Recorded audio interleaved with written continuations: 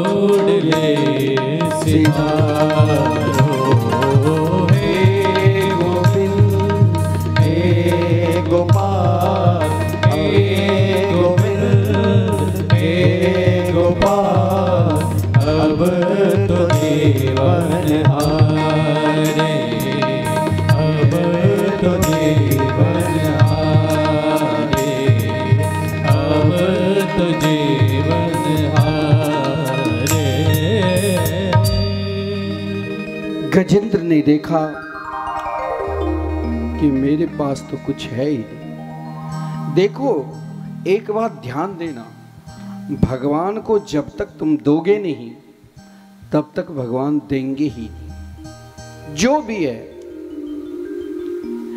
अरे नहीं कुछ है तो सुंदर मन है, लेकिन देना पड़ेगा, देने के बाद ही भगवान देते हैं। पहले भगवान को दो, लेकिन गजेंद्र के पास तो कुछ था ही नहीं। गजेंद्र ने भगवान की स्तुति की।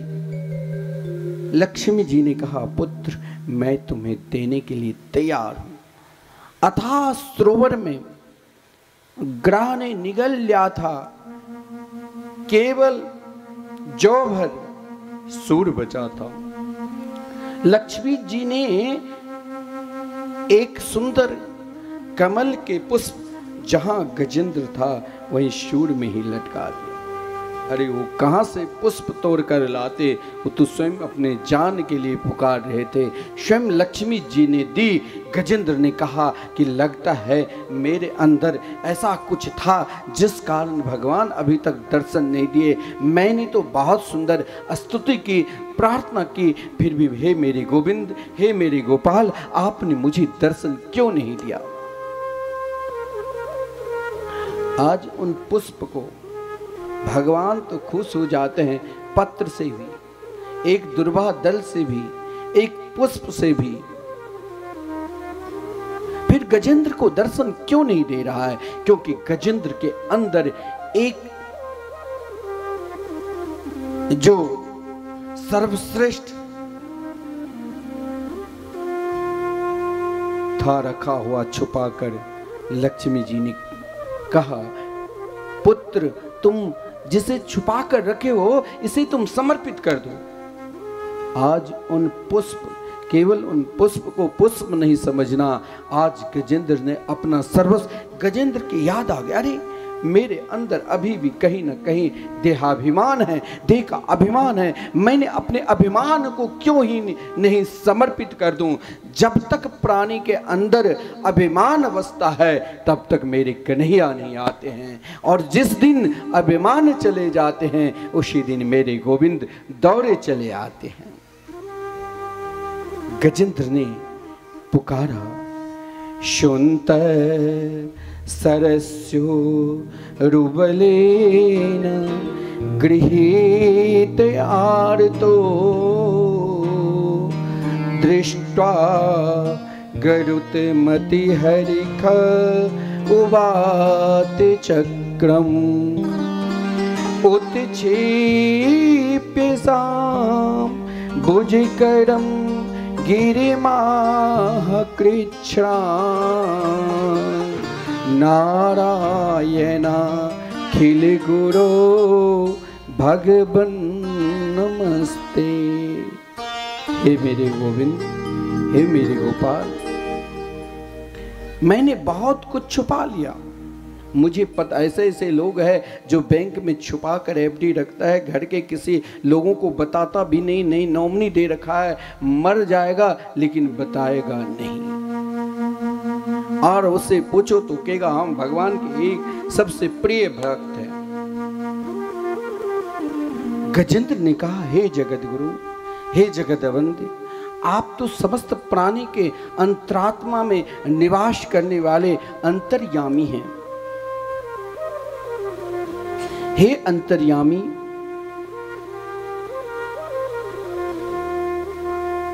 मेरे पास जो है मैं वो दे रहा हूँ। भगवान ने कहा तेरे पास क्या है? बोले मेरे पास अब कुछ नहीं, ये पुष्प नहीं, ये मेरा देहाभिमान है, इसे आप ही स्वीकार कर लो। और हे मेरे गोविंद, हे मेरे गोपाल, हे मेरे नारायण, मेरी रक्षा करो। भगवान ने जो ही देखा गजेंद्र अपना देहाभिमान ही समर्पित कर दिया। आज केवल वो पुष्प नहीं था, भगवान ने सर्वप्रथम ग्रह को उद्धार किया। ग्रह को क्यों उद्धार किया? ग्रह ने तो प्रार्थना नहीं की, प्रार्थना तो गजेंद्र ने की। बोले भगवान की प्रतिज्ञा है, हम हरिक तब पादे मूल दासानुदासो भवतास्मि भूय। भगवान की सेवा से उच्च कोटि सेवा साधु संत महात्मा है, संत है। संत प्रसन्न हो गए तो भगवान स्वयं प्रसन्न हो जाएंगे। भगवान के एक भक्त ने, वृत्रासुर ने कहा था, प्रभु मुझे कुछ नहीं चाहिए, यदि आप मुझे देना ही चाहते हो तो अपने भक्त के, उनके जो दास है उनके चरणों की दास बना दो। भगवान ने ग्रह का उद्धार किया और गजेंद्र को मुक्ति प्रदान की। ये गजेंद्र पूर्व जन्म में एक श्रेष्ठ राजा था, इंद्रद्युम्न नाम के राजा, और ये ग्रह देवता की गवैया था। उसके अंदर अभिमान हो गया। ऋषि संध्या वंदन कर रहे थे, उनके पैर पकड़कर मजाक करने लग गया, पानी में डुबाने लग गए। ऋषि ने श्राप दे दिया, तू ग्रह हो जा। और इंद्रद्युम्न नाम के राजा एक बार अगस्त ऋषि आ रहे थे, तो एक गृहस्थ का क्या कर्तव्य होता है? ऐसा नहीं है आप अपना व्यापार, घर परिवार, सगे संबंधी सबके छोड़कर आप सोचोगे कि हमने सब कुछ अब छोड़ दिया, अब तो हमें केवल भजन ही करना है, नेत्र बंद करके दुनिया किसी को देखना भी नहीं है। अगर आपकी पत्नी है, लड़के हैं, बच्चे हैं, सगे हैं, संबंधी है, अगर आप गृहस्थ धर्म को स्वीकार किए हैं तो उन सभी को देखना आपका पुनित कर्तव्य है। और जो भी अतिथि आवे, साधु संत आवे, उनका भी सत्कार सम्मान करना आपका पुण्य है। लेकिन इंद्रद्युम्न नाम के राजा सब कुछ छोड़कर संत की तरह होकर नेत्र बंद करके भगवान के ध्यान कर रहे थे। महाराज अगस्त ऋषि ने देखा, देखो ये अपना कर्तव्य छोड़कर और हम लोगों जैसे वृत्ति बना ली, श्राप दे दिया, जाओ तू हाथी हो जाओ। चरण पकड़कर रोदन करने लग गया, भगवान मेरा कल्याण। बोले तेरे लिए स्वयं भगवान। संत के क्रोध 3 प्रकार के होता है। पहला क्रोध पत्थर में लकीर की तरह, दूसरा क्रोध धूल में लकीर की तरह, और तीसरा क्रोध पानी में लकीर की तरह। पत्थर की लकीर की तरह क्रोध नहीं करना चाहिए, उसमें 2-4 पीढ़ियाँ निकल जाते हैं कि एक बार कोई शत्रु बन गया तो हम इनको देख लेंगे तो हर हमेशा वही माथे में घूमता रहता है, चाहे हम बदला लें, चाहे मेरे परिवार के कोई बदला ले, बस यही क्रोध आता है 2-4 दिन के लिए, तो मिट्टी में जैसे लकीर हो जाए तो 1-2 दिन रहता, वो फिर धूल में अपने समा जाता। और क्रोध, ऐसा क्रोध करना चाहिए जैसे पानी में कोई ईंट मार देता है। क्रोध ऐसा नहीं है जो प्राणी मात्र को उत्पन्न नहीं होगा, लेकिन तनिक देर में शांत हो जाता है। अगस्त ऋषि ने कृपा की, आधुनिक कृपा के स्वरूप भगवान ने उनको हरि रूप अवतार धारण कर गजेंद्र की मुक्ति प्रदान की। एक बात ध्यान देना, अत्यधिक धन हो जाने पर, अत्यधिक प्रभुता हो जाने पर अभिमान भी नहीं करना चाहिए। और ऐसे अभिमानी को अगर देवराज इंद्र की तरह सामर्थ्यशाली है, अगर उसने अभिमान किया उनका भी अंत हो जाता है। भगवान पे चढ़े फूल, तुलसी, इनमें लात नहीं लगना चाहिए। अगर इनमें लात लगता है तो महापाप माना गया, दरिद्रता आ जाती है, विपन्नता आ जाती है। इसलिए भगवान पर जो तुलसी पुष्प माला इत्यादि अर्पण करे तो उनको एक जगह पवित्र जगह पे रखना चाहिए और जल में या कोई जहां पवित्र जगह है मिट्टी के अंदर गाड़ देना चाहिए ताकि किसी को लात ना लगे। अगर वो इंद्र की तरह सामर्थ्य है और जिस परमात्मा को आज मानो सोमवारी है, द्वितीय सोमवारी, हम भोलेनाथ पे जल भी चढ़ाते हैं, बेलपत्र पुष्प, कई लोग व्रत करके उपासना करके सहस्त्रार्चन करते रहते हैं और मंदिर में जाओ तो भीड़ के कारण वहां महाराज वही पुष्प को लोग प्रेम से चढ़ाता है और एक तरफ लात मारकर हटा देता है। लात भूल भुलिया में लग जाए तो उसे प्रणाम कर लेना चाहिए और पवित्र स्थान पर रख देना चाहिए। एक बार क्या हुआ तो दुर्वासा ऋषि सत्संग करके लौट रहे थे, सोचा कि चलो स्वर्गलोक में जब दुर्वासा ऋषि आ रहे थे तो देवराज इंद्र ऐरावत हाथी पर बैठकर कहीं जा रहे थे। देखा सामने दुर्वासा ऋषि उतरकर दुर्वासा ऋषि के चरणों में प्रणाम किया। दुर्वासा ऋषि ने खुश होकर देखा इनकी नम्रता, तो जो सत्संग करके लौटा था और भगवत प्रसादी माला लेकर उन भगवत प्रसादी माला इंद्र के गले में डाल दिया। अब यहाँ आपको कथा के बाद सबको प्रसाद मिलते हैं, प्रसाद लेकर सब प्रस्थान करते हैं। किसी ने कहा अरे ये खाकर क्या मिलेगा, फेंक दो। ये भी एक महा अपराध है, दरिद्रता की लक्षण है। भगवत प्रसादी पर श्रद्धा नहीं हो तो लेना नहीं चाहिए और अगर श्रद्धा हो तब ही लेना चाहिए। देवराज इंद्र के अंदर श्रद्धा नहीं बना। देवराज इंद्र ने सोचा हम तो नित्य कल्प वृक्ष के पुष्प के माला पहनने वाले कहाँ हैं, ये छोटा सा कनेर के पुष्प माला पहनूं। उसने ऐरावत हाथी के मस्तक पर रख दिया। हाथी क्या जाने सत्संग की पुष्प की माला, सत्संग की प्रसादी, उसने उन पुष्प को अपने पैर से कुचल दिया। दुर्वासा ऋषि ने पीछे मुड़कर देखा कि इंद्र की शोभा, जब आप सत्संग करने लग जाओगे तो सत्संग में जो आनंद मिलेगा, कुछ न कुछ यदि समझ में आ जाते तो हम दूसरों को भी श्रवण कराते हैं, वो भी बहुत पुण्यदायक होता है। दुर्वासा ऋषि ने सोचा जरा इंद्र की शोभा देखूं। पीछे मुड़कर देखा तो इंद्र के गले में भगवत प्रसादी माला नहीं बल्कि हाथी के पैर से कुचला हुआ माला देखकर दुर्वासा ऋषि को बहुत क्रोध आया। कहा जाओ तुम विपन्न दरिद्र हो जाना, विपन्न हो जाना, गरीब हो जाना। उस समय स्वर्ग के राजा बलि थे। उस असुर सम्राट राजा बलि थे, उसने स्वर्ग पर आक्रमण कर दिया। देवराज इंद्र कंदरा में छुप गए। सब ब्रह्मा जी के पास गए। ब्रह्मा जी ने नारायण के पास जाकर स्तुति की।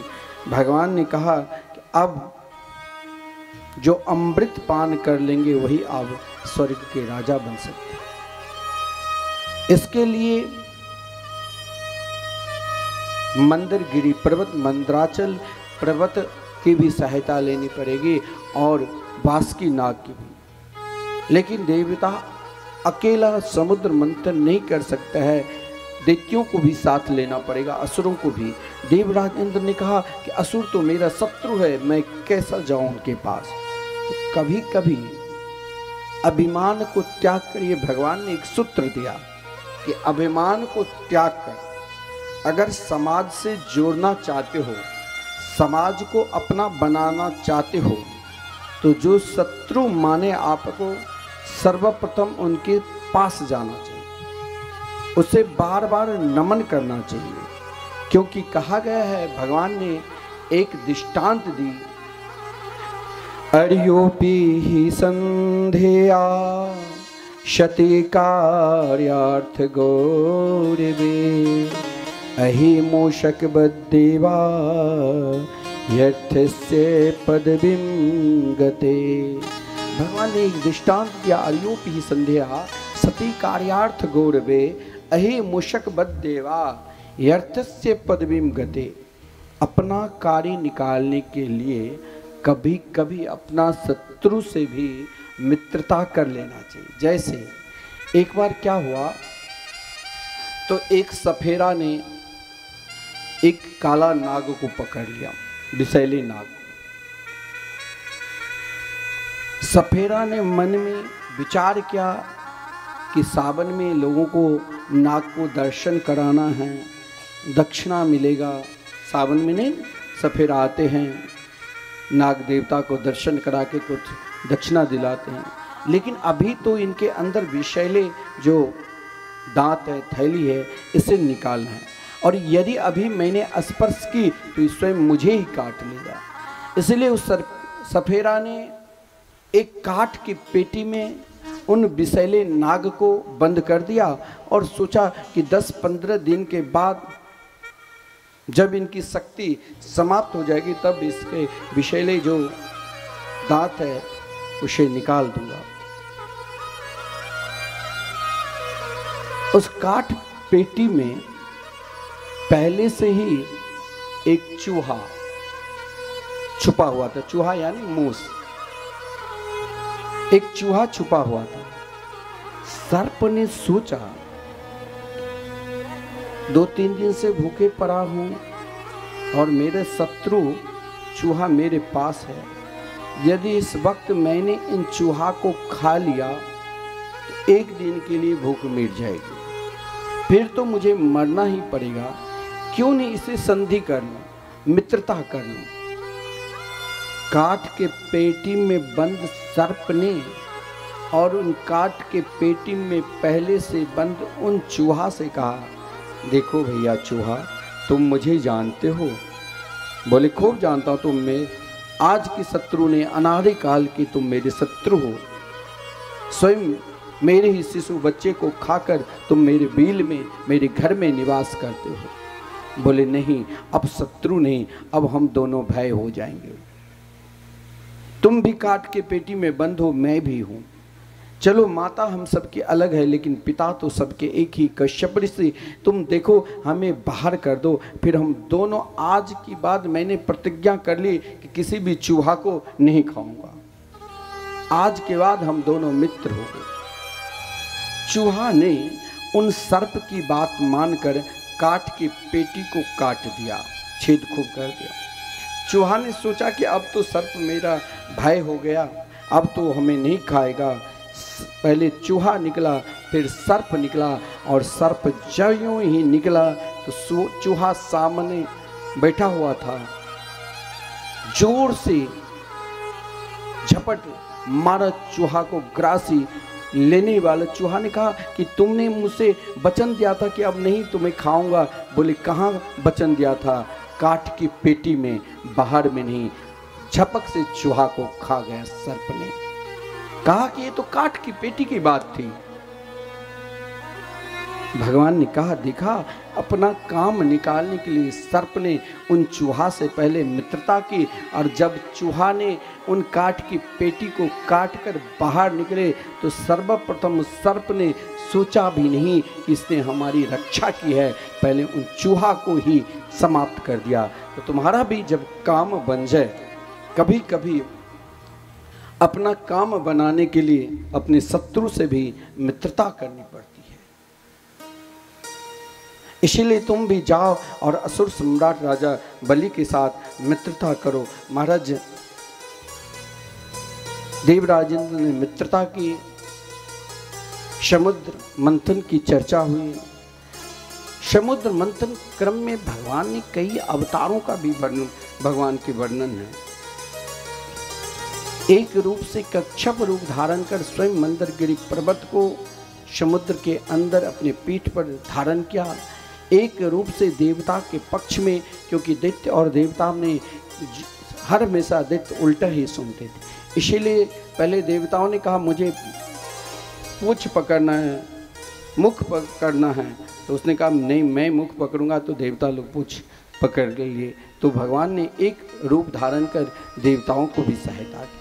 एक रूप धारण कर भगवान ने मंदरगिरी पर्वत के ऊपर भी बैठ गए ताकि कहीं ये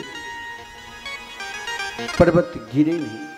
समुद्र मंथन से अनेक प्रकार के रत्न निकलते हैं। 14 प्रकार के रत्नों का वर्णन है।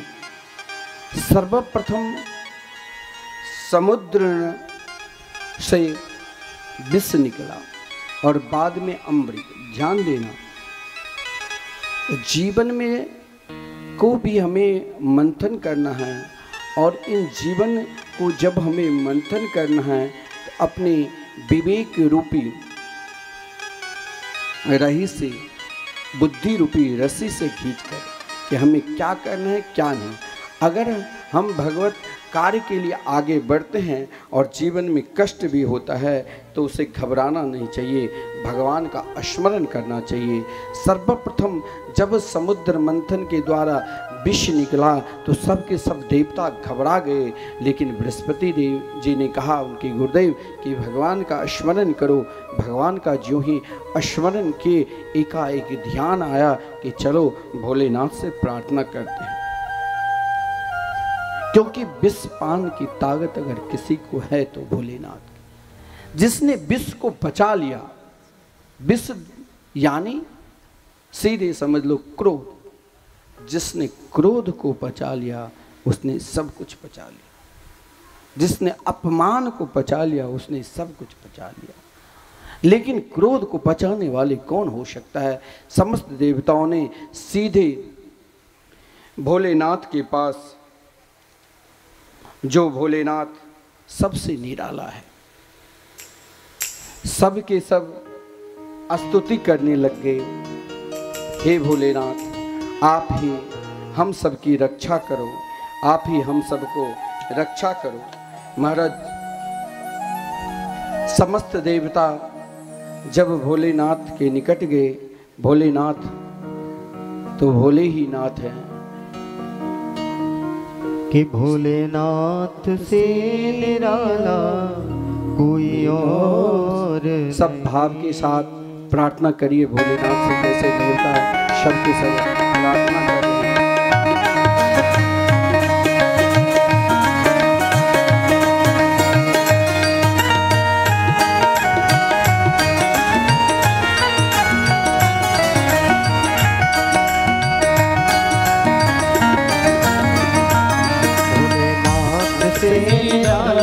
कोई और नहीं, भोलेनाथ से निराला कोई और नहीं, और नहीं कोई और नहीं, और नहीं कोई और नहीं, भोलेनाथ से निराला कोई और नहीं, भोलेनाथ से निराला कोई और नहीं।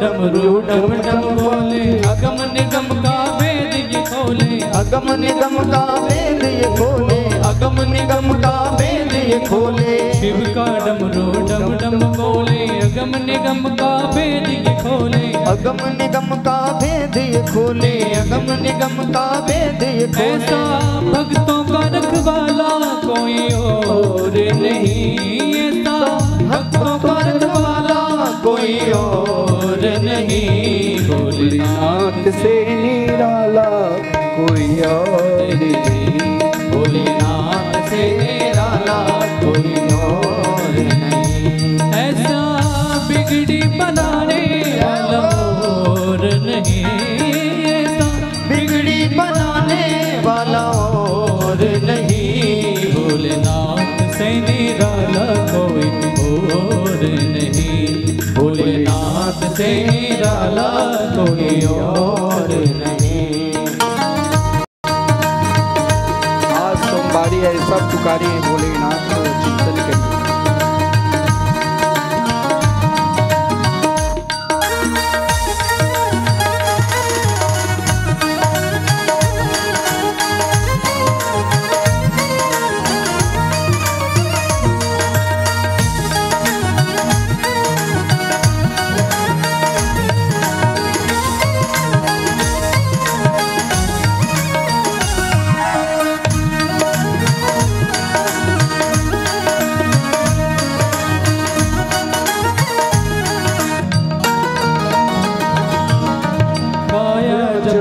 कड़पट बदले पाप चमकते अगले पिछले, पाप चमकते अगले पिछले, पाप चमकते अगले पिछले। काया जब जब कड़पट बदले पाप चमकते अगले पिछले, पाप चमकते अगले पिछले।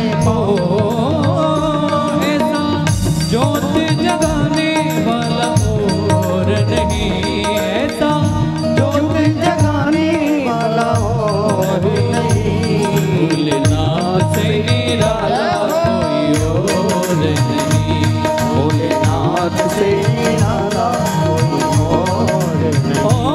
ऐसा बिगड़ी बनाने वाला और नहीं, ऐसा बिगड़ी बनाने वाला और नहीं, भोलेनाथ से निराला कोई और नहीं, भोलेनाथ से निराला कोई और नहीं।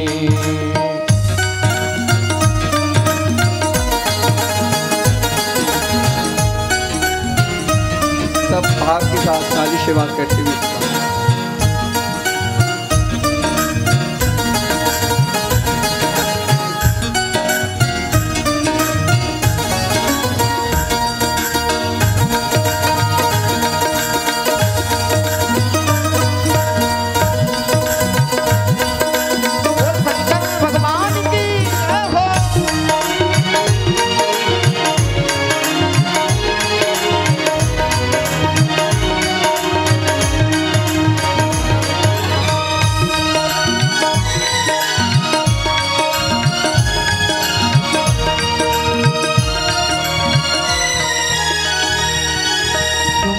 जग का कष्ट मिटाया, मुझको स्वामी क्यों बिसराया, मुझको स्वामी क्यों बिसराया, मुझको स्वामी क्यों बिसराया।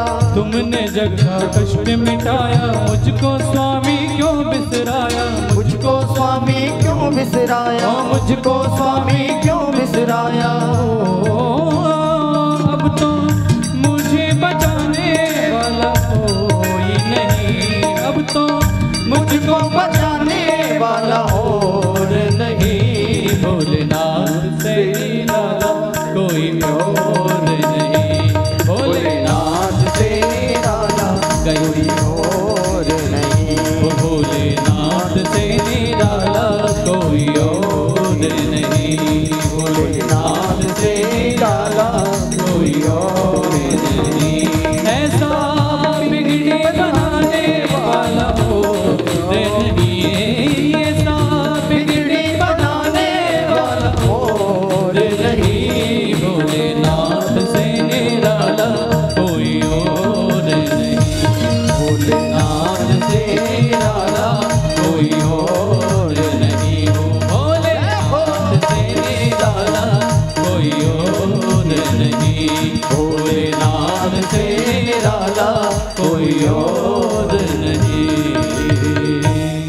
बोले भोलेनाथ बाबा की जय। समस्त देवताओं ने स्तुति की। माता पार्वती से अनुमोदन लेकर भोलेनाथ ने समस्त विष को पान किया, लेकिन जिस समय विषपान करने लगे एकाएक ध्यान किया, अरे मेरे अंतःकरण में तो श्री राधा मोहन बिहारी विराजमान है। तुरंत अपने उन विष को कंठ के निकट ही रख दिया।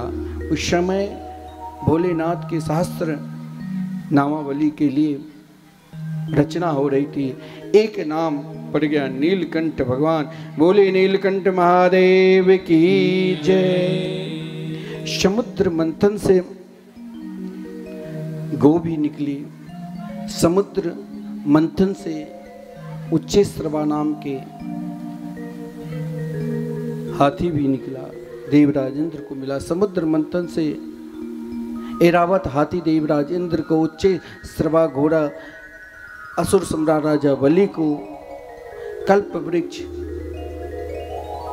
अप्सराएं, कौस्तुभ मणि भगवान स्वयं स्वीकार किए। इसीलिए क्योंकि जो भक्त भगवान के हो जाते हैं उसे भगवान सदा कौस्तुभ मणि की तरह अपने कंठ के निकट ही सदा रखते हैं। स्वयं लक्ष्मी जी के भी प्राकट हुई। आदरणीय श्रीमान सुखदेव जी वर्णन करते हैं, ततश्चाविर्भूत साक्षात् श्री रमा भगवत परा रंचयन्ती दिशा कांत्या विद्युत सौदा मणि यथा। कोई व्यापारी है, व्यापार नहीं चलता है, यदि भागवत के अष्टम स्कंद के 8वें अध्याय के ये मंत्र से यदि अनुष्ठान कराते हैं तो मैं विश्वास के साथ भागवत पीठ से कह रहा हूँ, नियम पूर्वक यदि अनुष्ठान किया लक्ष्मी प्राप्ति के लिए तो सर्वश्रेष्ठ ये मंत्र है। ततश्च आविर्भूत साक्षात श्री रमा भगवत परा रंचयन्ती दिशा कांत्या विद्युत सौदामणि यथा। क्योंकि लक्ष्मी जी जिस समय लक्ष्मी जी की प्रागट हुई तो सभी ने इच्छा प्रकट की। संसार के ऐसे कोई भी प्राणी नहीं होंगे जिसे लक्ष्मी नहीं चाहिए। हर प्राणी को श्री राधे लक्ष्मी जी की कामना है, लक्ष्मी जी की इच्छा है। संसार के समस्त प्राणी मात्र को लक्ष्मी जी चाहिए। बिना लक्ष्मी से कौन रह सकता है? चाहे महाराज कोई विपन्न है, गरीब है, और चाहे कोई बहुत बड़े ऐश्वर्यवान है, लक्ष्मी तो सभी को चाहिए। लेकिन ध्यान देना, लक्ष्मी कहाँ रहती है? जो नारायण को सदा साथ रखे, जिसके हृदय में नारायण बैठे हुए हैं। लेकिन यहाँ विशाल स्वयंवर लगा, लक्ष्मी जी अपनी सहेली के साथ माला लेकर बड़े ढूंढ रही थी। वहां पर लक्ष्मी नारायण के विवाह दर्शन करने के लिए स्वयं शनकादिक, दुर्वासा ऋषि, भोलेनाथ, लेकिन लक्ष्मी कहाँ रहती है? ध्यान देना, सर्वप्रथम शनकादिक नहीं मिला। ये व्यापारियों को अधिक ध्यान देने की जरूरत है, धन जिसे चाहिए। सर्वप्रथम लक्ष्मी ने देखा, शनकादिक को देखकर कहा आगे बढ़ गए। क्यों? क्योंकि शनकादिक के निकट इसीलिए नहीं रही, ये तो हर पल हर क्षण नेत्र बंद करके महाराज भगवान का स्मरण करते रहते हैं। राधे कृष्ण कृष्ण कृष्ण राधे राधे, राधे श्याम श्याम श्याम राधे राधे। तो भला ये क्या व्यापार संभाल ली लक्ष्मी जी। यानी अगर धन को रखना है सुरक्षित, तो ये नहीं कोई लूट रहा है तो हम नेत्र बंद करके देख रहे हैं कि लूटने दो, कोई खा रहा है तो हम नेत्र बंद करके देख रहे हैं खाने दो, तो लक्ष्मी जी वहां अधिक दिन नहीं टिकती है। आगे लक्ष्मी जी बढ़ती है तो देखा दुर्वासा ऋषि को। दुर्वासा ऋषि बहुत बड़े तपस्वी, स्वयं घास लेकर खाकर ही भगवत भजन करते हैं। परंतु दुर्वासा ऋषि को देखकर लक्ष्मी जी और आगे बढ़ गई, क्योंकि दुर्वासा ऋषि में सब कुछ गुण है, परंतु क्रोध बात बात में कर लेते हैं। जो बात बात में, अगर मानो आप व्यापार कर रहे हैं, दुकान कर रहे हैं, कोई कार्य कर रहे हैं, किसी से कुछ लेना है, मांगना है, याचना करना है, कोई आपके पास आए हैं धन देने के लिए, और यदि आपने उनसे बात करते करते क्रोध कर लिया तो क्या वो आपके निकट रहेगा? नहीं रहेगा। इसीलिए आप देखते होंगे कि व्यापारी लोग मुस्कुराकर कस्टमर से बात करते रहते हैं, ग्राहक से, ताकि ये हम मेरे पास ही मेरी दुकान पे ठहरे, आगे ना जाए। यदि लक्ष्मी जी ने कहा इनके अंदर क्रोध है, क्रोधी के निकट भी लक्ष्मी जी नहीं टिकती है। जो क्रोध करे वो व्यापार कर ही नहीं सकता है। अगर वो व्यापार करना चाहते हैं किसी प्रकार के, तो क्रोध को संभाल कर रखना पड़ेगा। अगर बात बात में क्रोध किया तो बड़े बड़े व्यापारी रोडपति हो जाते हैं। लक्ष्मी जी वहां भी नहीं ठहरे, आगे भोलेनाथ को देखा। भोलेनाथ को देखकर महाराज साक्षात भोलेनाथ ही है, परंतु भेष चिता के भस्म, मुंड के माला, सांप बिच्छू कातर लटके हुए लक्ष्मी जी ने कही, अपनी सहेली से इशारा दी कि आगे चलो, क्योंकि व्यापारी है, व्यापार दुकान पर बैठता है, भेष बढ़िया पहनकर आजकल देखते हैं शोरूम को सजा कर रखता है कि महाराज जो बाजार में आपको जो कपड़ा 5 रुपया में मिलेगा वहाँ पर जाते ही 25 रुपया में मिलता है। क्यों? खूब सजा कर रखता है। एसी चल रहा है, भाई इच्छा होगी थोड़ी देर बैठ जाओ, बढ़िया सामने बैठा कर रखते हैं कि इनसे मुस्कुरा कर बात करो ताकि ये जाए नहीं, बढ़िया भेष धारण करके। तो व्यापार करना है तो अगर वस्त्र हम गंदे पहनकर महाराज जाएंगे, किसी से मिलेंगे, बोले यहाँ तो महाराज इनके ये ना वस्त्र पहना है सही, तो इनके पास क्या आगे बढ़ जाते हैं, बड़े दुकान में चले जाते हैं। तो व्यापारी को चाहिए सुंदर भेष पहनकर भी दुकान पर गद्दी पर बैठना चाहिए, ताकि सामने वाले मेरे निकट बैठे। लक्ष्मी जी वहां से भी आगे चली गई। देखो विशाल सिंहासन पर देवराज इंद्र को बैठा, बोले यहां तो रहना ही नहीं। इनमें सब कुछ गुण हैं, लेकिन अपने इंद्रियों पर इनके विश्वास ही काम अनेक अप्सराओं के साथ रहते। अगर हमें भगवान ने धन दिया और उस धन को हम सुराज सुंदरी में लगा देते हैं, तो मानो अब वो अपना व्यापार को नष्ट करने के लिए स्वयं दरिद्रता को बुला रहे हैं। लक्ष्मी जी वहां भी नहीं टिकती है। आगे महाराज एक और सिंहासन पर सुसम्राट बैठे हुए थे। लक्ष्मी जी गई वहां, देखा सब गुण हैं, लेकिन ये दूसरों को धन को लूट कर लाते हैं। यहाँ भी नहीं रहूंगी। जो दूसरों को धन अनीति पूर्वक लाते हैं लूट कर बलजोरी, वहाँ भी लक्ष्मी जी अत्यधिक दिन नहीं रहती है, वहाँ से भी चली जाती है। कोई मिला ही नहीं। भगवान नारायण समुद्र के सुंदर तरंग और चारों तरफ दृष्टि कर रहे थे। लक्ष्मी जी गई और नारायण के गले में माला डाल दिया। बोले लक्ष्मी नारायण भगवान की जय। जो सबकी ओर देखते हैं, गरीब भी है, कोई जैसे हैं, सबकी ओर जो देखते हैं, वहीं पर लक्ष्मी जी निवास करती है। महाराज समुद्र से अनेक प्रकार के रत्न निकले, जिस रत्न में महाराज मदरा भी निकला और वो असुर प्राप्त किया। अमृत लेकर स्वयं भगवान धन्वंतरि के रूप में अवतार लिए, लेकिन महाराज उन अमृत को देखकर असुर लोगों ने देवता को नहीं देकर स्वयं छीन लिया था। तुरंत समस्त देवता भगवान का स्मरण करने लगे। भगवान ने तुरंत उसी समय मोहन से मोहनी रूप धारण कर असुर को मोहित कर देवताओं को अमृत पान कराया। उस क्रम में महाराज एक असुर चलाकने सूर्य और चंद्र के बीच में बैठ गया। सूर्य और चंद्र ने इशारा की तो महाराज भगवान ने तुरंत पुनः मोहनी से मोहन बनकर चक्र सुदर्शन के द्वारा उनका धड़ सिर से अलग कर दिया। तब तक उसने अमृत पान कर रखा था। महाराज देवताओं ने उनको स्थान देना पड़ा। राहु और केतु के रूप में नवग्रह में पूजन होते हैं और वही बीच बीच में राहु और केतु सूर्य और चंद्र को परेशान भी करते हैं। स्वयं भगवान मोहिनी रूप धारण कर असुर को मोहित कर देवताओं को अमृत पान कराया और वही अमृत कलश पुनः समुद्र में फेंक दिया। विशाल देवासुर संग्राम हुए।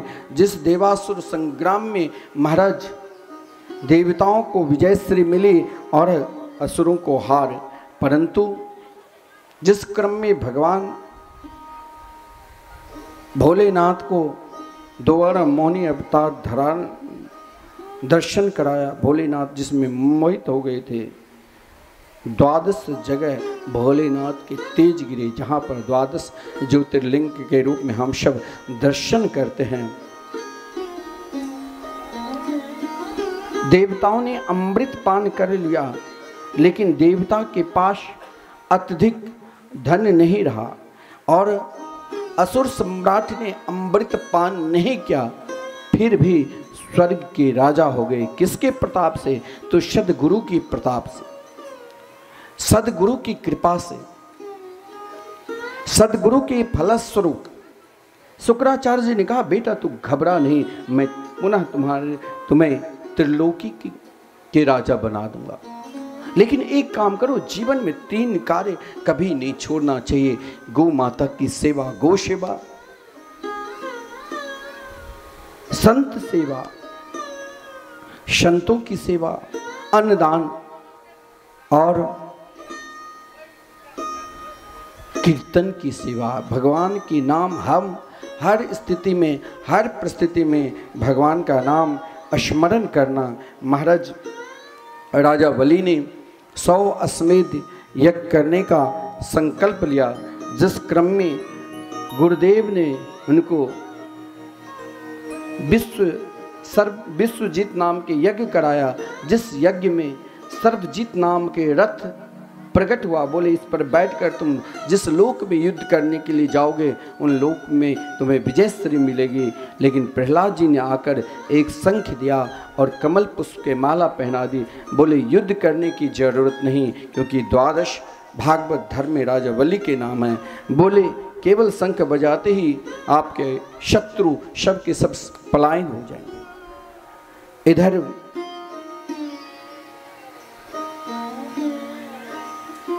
पुनः राजा बलि स्वर्ग के राजा बना। जीवन में पुत्र के ऊपर दुख आता तो माता को बहुत कष्ट होता है। एक दिन अदिति जो देवताओं की माता है, व्याकुल अवस्था में, दुखी अवस्था में बैठी हुई थी। महाराज कश्यप ने पूछा दुख के कारण, तो अदिति ने कहा कि मुझे कुछ नहीं चाहिए, मेरे घर में कोई ऐसा पुत्र आवे जो पुनः मेरे पुत्र देवताओं को धन लौटा दे। कश्यप ऋषि ने एक व्रत करने के लिए कहा, पयोव्रत, पुत्र प्राप्ति योग्य व्रत। कहा, देवी मात्र 12 दिन के आप इन व्रत को करो और विश्वास के साथ इन व्रत का फलस्वरूप केवल दुग्ध पान करके फागुन मास शुक्ल पक्ष प्रतिपदा से प्रारंभ होते 12 दिन की व्रत जरूर आपके यहाँ भगवान आएंगे। और माता अदिति जिस समय उपासना कर रही थी, रात्रि के ठीक भगवान चतुर्भुज रूप में दर्शन दिया। भगवान के सुंदर रूप को दर्शन कर माता अदिति ने प्रार्थना की, यज्ञे स यज्ञ पुरुषा च्युत तीर्थ पाद तीर्थ श्रवण मंगल नाम धेय आपन्न लोक ब्रिजनोप समोदयाद्य समना कृधीस भगवन नसीदीननाथ। प्रभु आपने मेरे ऊपर कृपा की, बहुत बड़ी कृपा की, जो आप मेरे घर पुत्र रूप में आए। भगवान ने स्वयं अपनी माता से कहा कि देखो माता, मैं स्वयं भगवान होकर भी असुर सम्राट को कुछ नहीं बिगाड़ सकता हूं, क्योंकि जिसने अपने गुरुदेव को प्रसन्न कर लिया, जिसने भगवत संकीर्तन कर ली, जिसने महापुरुषों की, संतों की सेवा, अतिथियों की सेवा कर ली, मैं भगवान होकर भी उसे कुछ नहीं बिगाड़ सकता। हाँ माता श्री, चिंता मत करो, तुमने आराधना की है तो मैं जरूर पुत्र के रूप में आऊँगा, परंतु राजा बलि के द्वार पर जाकर भिक्षाटन करके जरूर मैं तुम्हें समर्पित कर दूंगा धन। लेकिन देखिए, हम लोग जो स्वप्न में, एक बात बताओ, यहाँ जो माताएं लोग हैं ना, लगता है घर पे बहू इनको खूब धोती है। जानती हो ना, बहू जो है ना, ये सास किसे कहते हैं? एक महात्मा ने कहा था, जो अपनी बहू को सांस न लेने दे वही सास है। जो अपनी बहू को सांस न लेने दे वो सास। लेकिन अब की बात नहीं है, ये पुरानी बात है, परंतु यहाँ सही में वही सास सब है।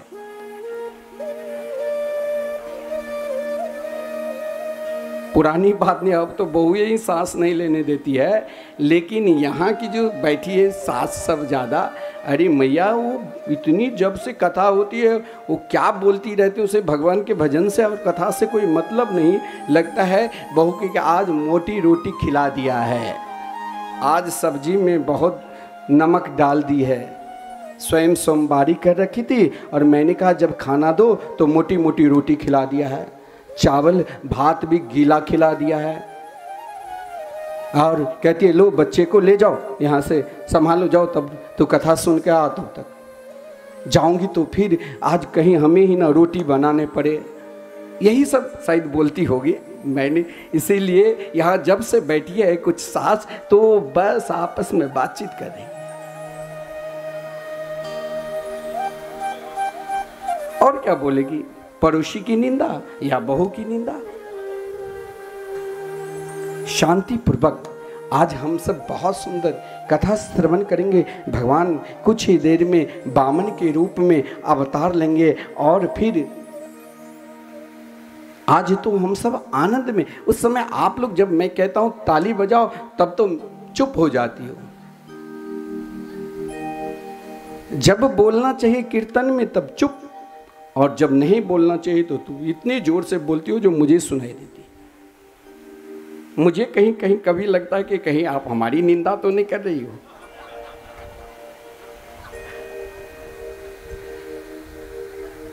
आज हम सब नंदघर आनंद भयो जय कन्हैया लाल के आनंद भी लेंगे, तब तक कथा श्रवण करिए।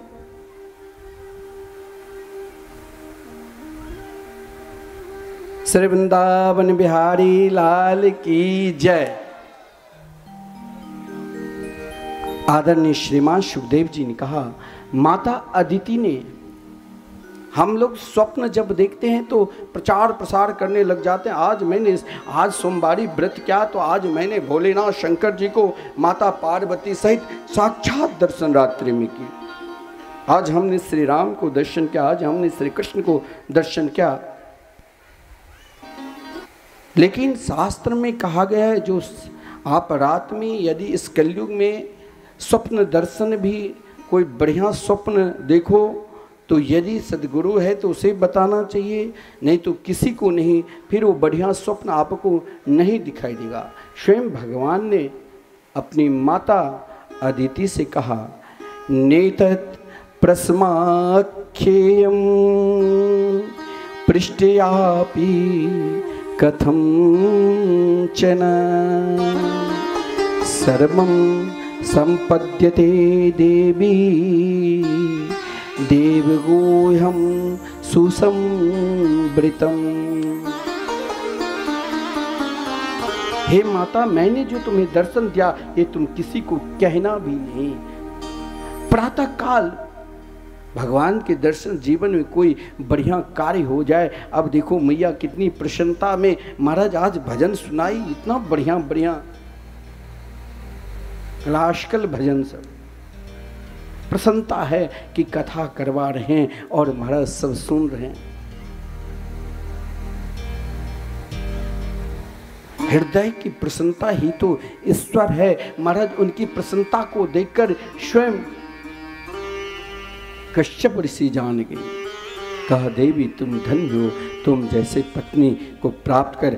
आदरणीय श्रीमान सुखदेव जी वर्णन करते हैं कि आज बहुत सुंदर दिन, भादो मास शुक्ल पक्ष। देखिए भादो मास बहुत प्रिय है। भादो मास में ही श्री बलराम जी अवतार लेते हैं, भादो मास में ही श्री कृष्ण अवतार लेते हैं, भादो मास में ही श्री वामन भगवान अवतार लेते हैं। भादो मास शुक्ल पक्ष द्वादशी तिथि दिन के ठीक 12 बजे आज साक्षात भगवान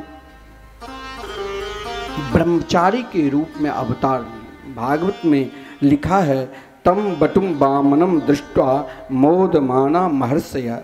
भगवान के सुंदर अलौकिक रूप को देखकर समस्त देवताओं ने फूलों की बारिश की और महाराज स्वयं माता अदिति ने कोपिन पहनाई। जगतपते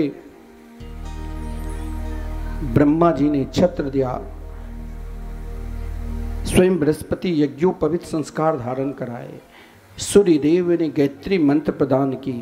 सरस्वती ने जाप माला दिया। सप्तऋषि ने कमंडलू समर्पित की। कोश के आसन प्रदान किया। अन्नपूर्णा ने भिक्षा पात्र दी। जैसे यज्ञोपवीत संस्कार होते हैं ना, और सर्वप्रथम भिक्षाटन लेकर माता से भिक्षा लेकर सदगुरु को देना पड़ता है। भगवान वामन भी भिक्षा लेकर जब गुरुदेव बृहस्पति जी को दिया तो बृहस्पति जी ने कहा बहुत कम भिक्षा है। बोले तो कहाँ जाऊँ? बोले जाओ नर्मदा नदी के पूर्वी तट पर महाराज बलि ने 100 अश्वमेध यज्ञ करने का संकल्प लिया है। उनसे जो भी कोई यज्ञशाला में पहुंचकर कुछ मांगते हैं वो सर्वस्व दे देता है। राजा बलि के द्वार पर आज स्वयं वामन भगवान जा रहे हैं। स्वयं श्री कृष्ण मुरारी वामन के रूप धारण किए हुए हैं और महाराज राजा बलि के द्वार पर जा रहे हैं। भगवान वामन के सुंदर रूप है। वामने बन गए कृष्ण मुरारी, पधारे बलराजा के द्वार। वामने बन गए कृष्ण मुरारी, पधारे राजा बलि के द्वार। राजा बलि के द्वार पधारे, राजा बलि के द्वार। राजा बलि के द्वार पधारे, राजा बलि के द्वार। वामन बन गए कृष्ण मुरारी, पधारे राजा बलि के द्वार। वामन बन गए कृष्ण मुरारी, पधारे बलराजा के द्वार।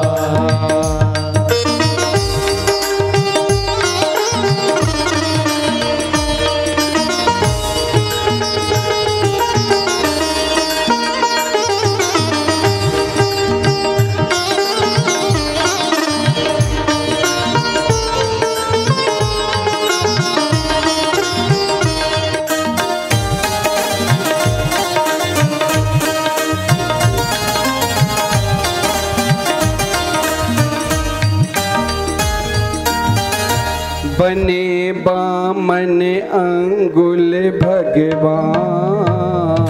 वामन अंगुल भगवान। बने वामन अंगुल भगवान। बने वामन अंगुल भगवान। रूप को देख छुपे रहे भान। रूप सबको देख छुपे रहे भान। यज्ञ में पहुँचे राजा बलि के, यज्ञ में पहुँचे राजा बलि के, करने आज कल्याण। यज्ञ में पहुँचे राजा बलि के, करने आज कल्याण। हुआ मन बन के कृष्ण मुरार, पधारे बन राजा के द्वार। वामन बन के कृष्ण मुरार, पधारे बन राजा के द्वार।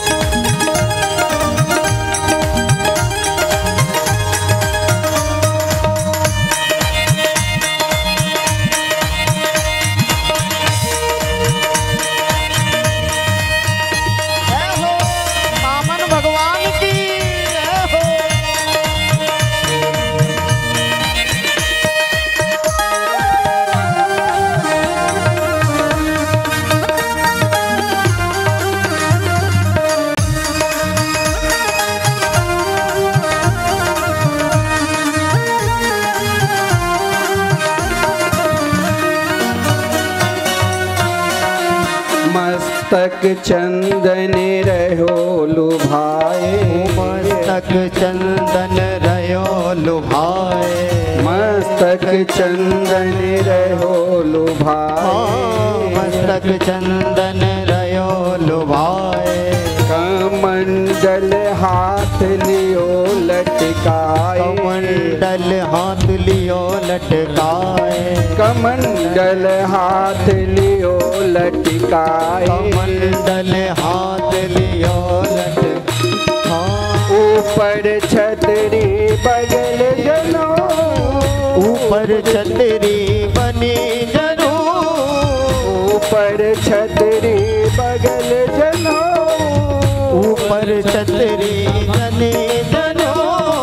गल बेजंती माई कि बामन बन गए कृष्ण मुरार, पधारे बल राजा के द्वार। वो बामन बन गए कृष्ण मुरार, पधारे बल राजा के द्वार। बल राजा के द्वार पधारे, बल राजा के द्वार। हाँ, बल राजा के द्वार पधारे, बल राजा के द्वार। के बामन बन के कृष्ण मुरार, पधारे बल राजा के द्वार। बामन बन के कृष्ण मुरार, पधारे बल राजा के द्वार।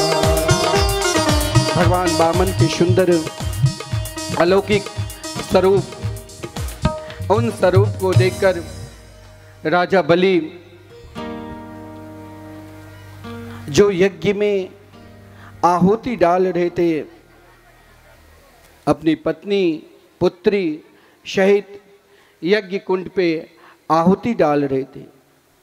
उसी क्रम में महाराज आज जब वामन भगवान के सुंदर स्वरूप, विलक्षण स्वरूप मार्ग में जब कोई देखता तो नमन करने लग जाते, प्रणाम करने लग जाते। अब महाराज नर्मदा नदी के तट पे एक ब्राह्मण देव ने देखा कि बहुत सुंदर विलक्षण स्वरूप है। उन विलक्षण रूप को देखकर ब्राह्मण देव भी जा रहे थे भिक्षाटन करने के लिए।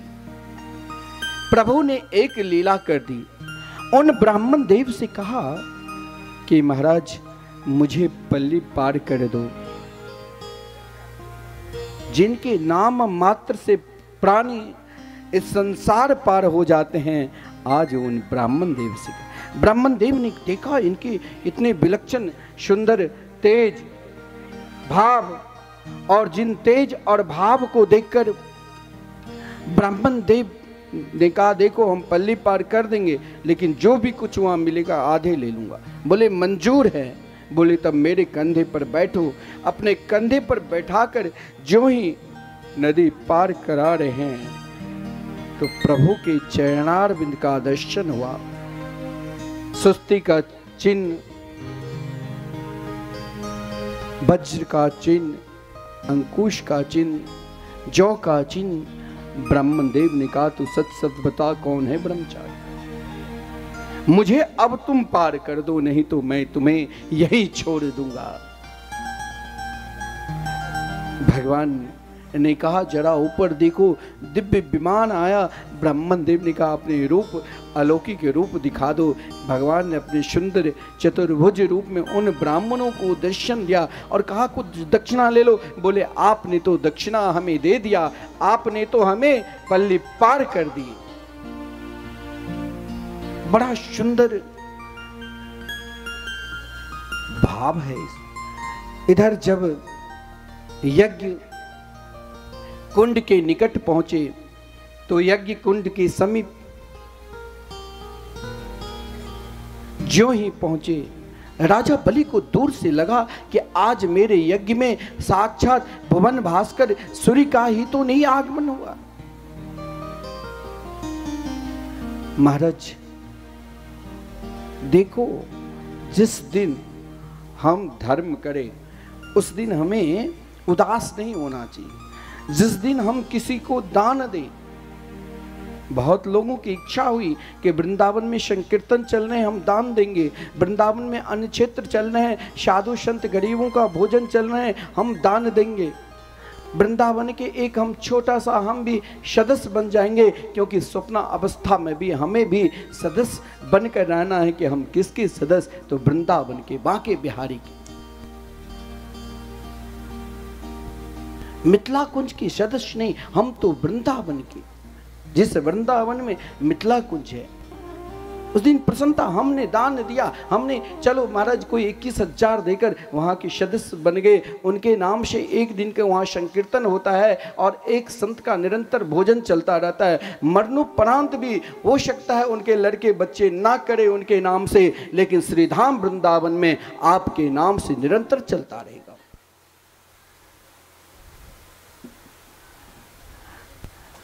इधर राजा बलि के हृदय में इतनी प्रसन्नता हुई, उनको नहीं मालूम कि ये भगवान है कि ये कौन है। महाराज प्रणाम किया और प्रणाम करते ही स्वागत किया।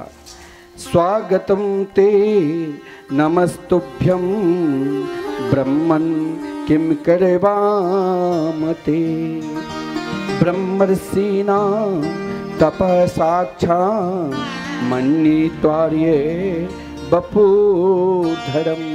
भगवान के सुंदर रूप को देखकर राजा बलि साथ में उनकी पत्नी विंध्यावली सोने के कलश में जल भरकर लाया, भगवान को स्वागत किया। लगा आज इतने तेजस्वी ब्रह्मचारी जो मेरे यज्ञ में पधारे, साक्षात लगता है कहीं भुवन भास्कर सूर्य ही तो नहीं आ गए।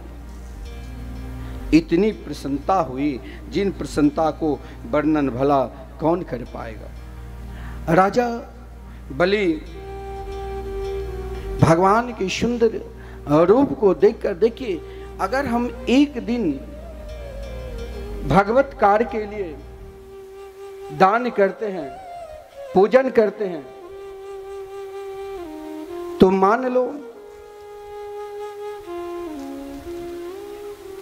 उस दिन हम लोगों को क्या मिलता है ये नहीं।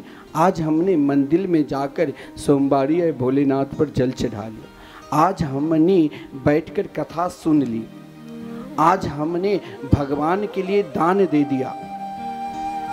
जो हमारे अंदर सामर्थ्य है हमने भगवान के लिए दान दिया, हमने भगवान को पूजा की। राजा बलि को पता भी नहीं, भगवान वामन के सुंदर रूप को देखकर राजा बलि ने क्या कहा, अद्दिना पितरस्तृप्ता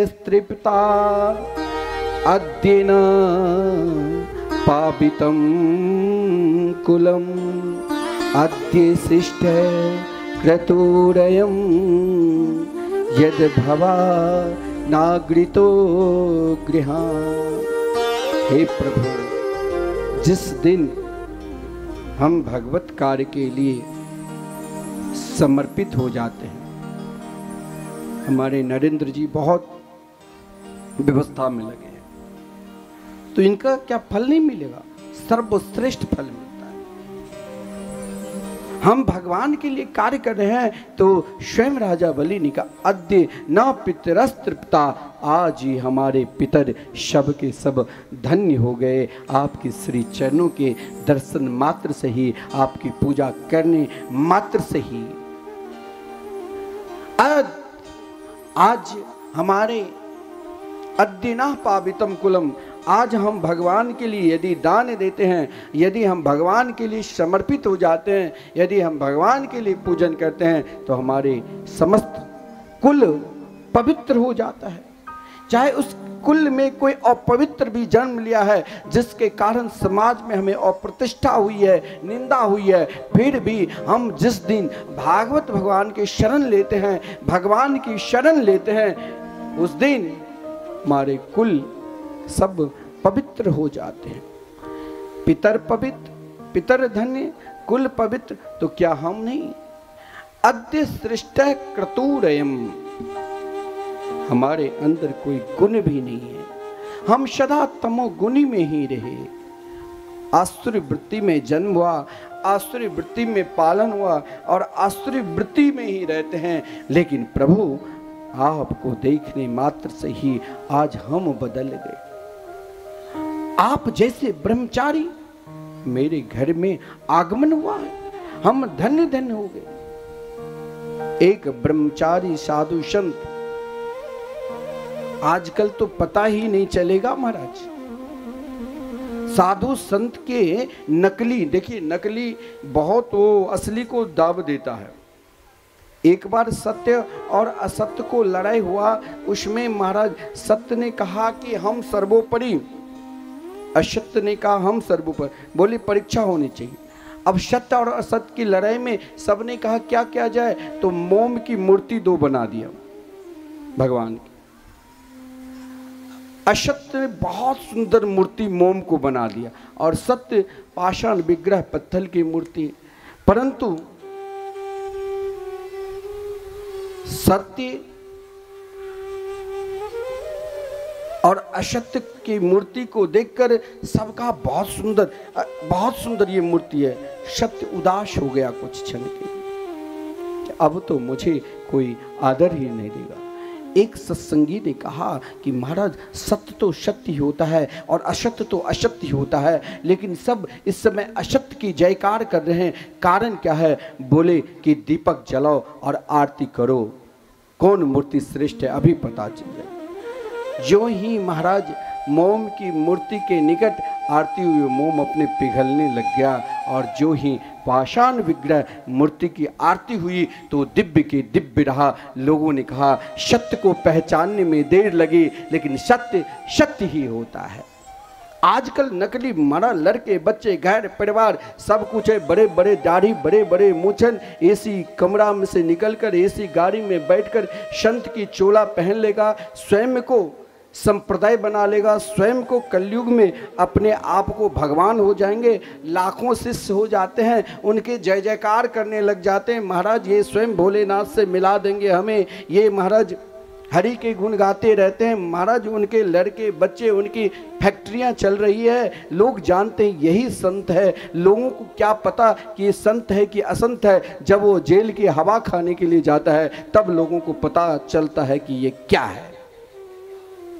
लेकिन सत्य संत संत ही रहेगा। राजा बलि ने अभी तक पहचाना नहीं। राजा बलि को लगा कि ये कोई ब्रह्मचारी है, लेकिन ब्रह्मचारी संत जिसने घर परिवार, माता पिता, सगे संबंधी, अपना गोत्र सब त्याग दिया, ऐसे महापुरुष लगता है साक्षात भगवान ही मेरे घर में आया।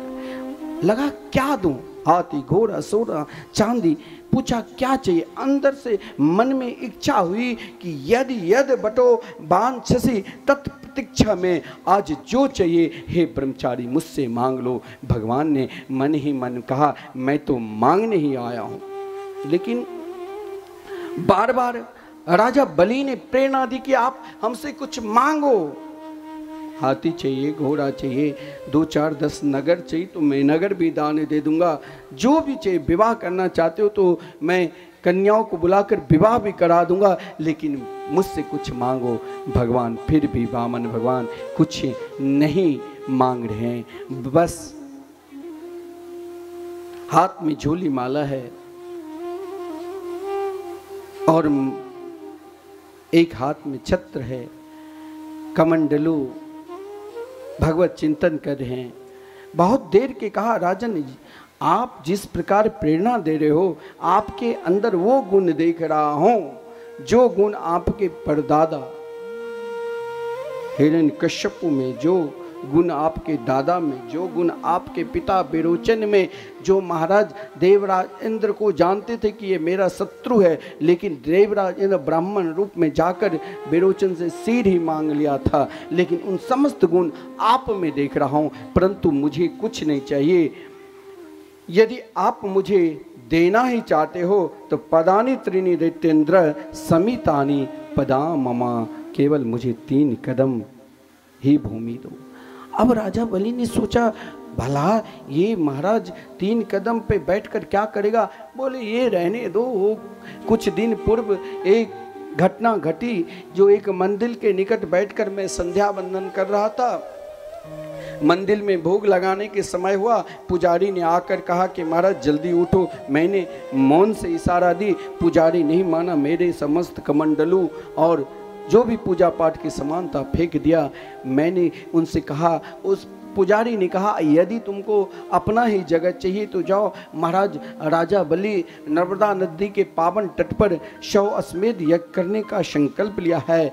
जो भी यज्ञ में पधारते हैं, जो जिस प्रकार की याचना करते हैं, महाराज उसे प्रदान करते हैं। महाराज आप धन्य हो, मुझे तो 3 कदम ही दो, ताकि उन 3 कदम भूमि पर बैठकर अपना निजी मानकर भजन करूं। राजा बलि ने कहा कि महाराज मैं नाप दूं, 3 कदम लेकर क्या करोगे। भगवान ने कहा बस हमें 3 कदम चाहिए। अब राजा बलि ने मन में इच्छा की चलो एक ब्रह्मचारी मांग रहे, मेरे यहाँ बैठकर भजन करेंगे, लेकिन मुझे शर्म आती है, कैसे दूं। अब यहाँ पर सद्गुरु की जरूरत है। अभी तक तो मन में द्वंद्व था कि भगवान है कि ब्रह्मचारी है, लेकिन गुरुदेव शुक्राचार्य स्वयं समझाया कि ऐसा विरोचिने साक्षात भगवान विष्णुरव्यय कश्यपाददितेर जातो देवानां कार्य साधक। हे विरोचन कुमार, ऐसा विरोचने साक्षात, अरे विरोचन के पुत्र राजा बलि ये साक्षात अव्यय है, जिसका कभी नाश ही नहीं होता है। ये भगवान विष्णु रव्य, साक्षात भगवान विष्णु हैं। इस समय देवताओं के कार्य सिद्ध करने के लिए अदिति कश्यप के पुत्र बना है। जानते हो ये 2 ही कदम में सर्वस्व ले लेगा। ये विराट है, अनंत इनके स्वरूप है।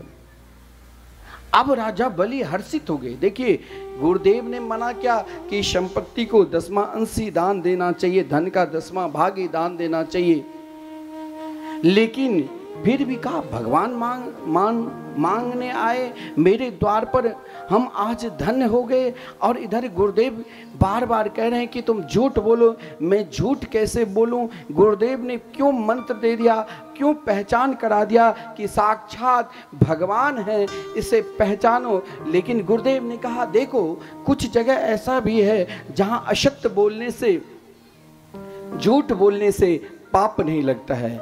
स्त्रीषु नर्म विवाहे च वित्यर्थे प्राण संकटे गो ब्राह्मणार्थी हिंसाया नानृतम साजुगोप्सया। स्त्रीषु उल्टा स्त्री के मध्य में, गलत स्त्री के मध्य में फंस जाओ, वहां से निकलना है तो असत्य बोल करेगी। नर्म हंसी मजाक में यदि हम झूठ बोलते हैं तो वहां पाप नहीं लगता है। विवाह है, किसी की बेटी की शादी है और आपके झूठ बोलने से सामने वाले पूछे आपसे कि आप उनकी पुत्री क्या बहुत सुंदरी है, चाहे सुंदरी भी नहीं है, आप उस समय अगर राजा हरिश्चंद्र बन जाते हो तो पाप लगेगा।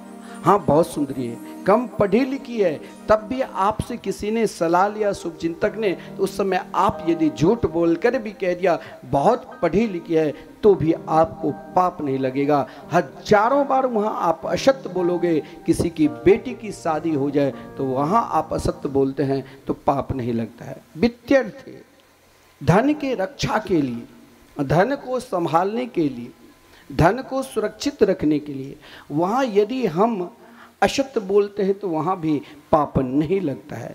प्राण संकटे, किसी के प्राण संकट में हैं, आज जजमेंट है, यदि आपके असत्य बोलने से उनका प्राण बच जाए तो असत्य बोलना चाहिए। वहाँ भी गौ की रक्षा के लिए, ब्राह्मण की रक्षा के लिए, विप्र की रक्षा के लिए, और जहाँ हिंसा वृत्ति हो वहाँ हिंसा वृत्ति को, यानी कोई पशु वध कर रहा है और आपसे वो पशु कहीं भागकर जंगल भाग गए हो, आप देख भी लिए और आपसे कोई पूछे तो आपको नहीं बताना चाहिए। वहाँ भी आप यदि असत्य बोलते हैं तो पाप नहीं लगता है। बार बार शुक्राचार्य जी ने कहा तुम असत्य बोलो, लेकिन राजा बलि ने कहा गुरुदेव हम असत्य बोलेंगे ही नहीं, जो जिसने धन दिया वही ले लेगा ना। महाराज राजा बलि ने प्रणाम किया और कहा भगवान संकल्प कराओ, क्योंकि जब हम कोई अनुष्ठान कराते हैं उन अनुष्ठान से पूर्व संकल्प, इसीलिए स्वयं भगवान ही संकल्प के स्वरूप माना जाता है। जब अगर उन अनुष्ठान में किसी भी प्रकार के विघ्न हो जाए तो भी वो अनुष्ठान पूर्ण होता है, क्योंकि हमने संकल्प ले लिया है। तो राजा बलि ने संकल्प लेने के तैयार हुए, फिर भी शुक्राचार्य गंगा सागर की टूटी में छुप गए। भगवान वामन जान गए कि कोई फिर ये कुछ गलती की, एक कुसा लिया और कहा जरा देखो कोई कचरा, बहुत दिन से लगता है कोई दान नहीं किए संकल्प लेकर, इसलिए अंदर कचरा है। जो ही कुसा अंदर दिया उसका आंख एक चली गई, एक दृष्टि बची। शुक्राचार्य, यानी यहाँ दो भाव है, अगर कोई किस दान देता है और आप उनके शुभचिंतक हैं, आपसे कोई सलाह लेते हैं, उस समय यदि आप मना करोगे तो आप अगला जन्म शुक्राचार्य बनोगे, यानी अंधा के रूप में चलोगे। दूसरा भाव यही है कि सदगुरु को, संत को सर्वदृष्टि होनी चाहिए, उसके लिए सब बराबर है, सबका स्थान बराबर है। राजा बलि ने भगवान की सुंदर दिव्य स्तुति की संकल्प किया और जब प्रणाम करने लग गए तो भगवान ने दिखा दिया अपना स्वरूप, विशाल रूप धारण कर ली। महाराज राजा बलि को अब कुछ नहीं दिखाई दिया, एकमात्र भगवान के ओर जब जाना है तो कहीं और मत देखो, केवल उनके चरणार बिंद से प्रेम करो। राजा बलि को केवल उनके चरणार बिंद ही दिखाई दिया। महाराज देखते ही देखते भगवान ने एक ही पांव से समस्त स्वर्ग लोक और भुजाओं से 10 दिशाओं को नाप लिया। एक पैर में पृथ्वी लोक और दूसरे पैर में सीधे ब्रह्मलोक चला गया। स्वयं ब्रह्मा जी ने अपने कमंडलों से जल निकालकर भगवान के चरण धोए और वही आज भगवान के चरणामृत चरण की जल हम सब को गंगा जी के रूप में मिलते हैं। महाराज इधर जब तीसरा कदम नहीं दिया तो भगवान सीधे राजा बलि को क्या आदेश दिया। देखिए, हम लोगों के जीवन में तनिक कष्ट और दुख आता है तो हम भगवान को छोड़ देते हैं, लेकिन धैर्य को परीक्षा लेना है तो राजा बलि की चरित्र सुनो। राजा बलि सिर झुकाकर बैठ गए, सैनिक युद्ध करने के लिए तैयार हुआ। राजा बलि ने सबको मना कर दी, भगवान ने फिर भी नहीं छोड़ा।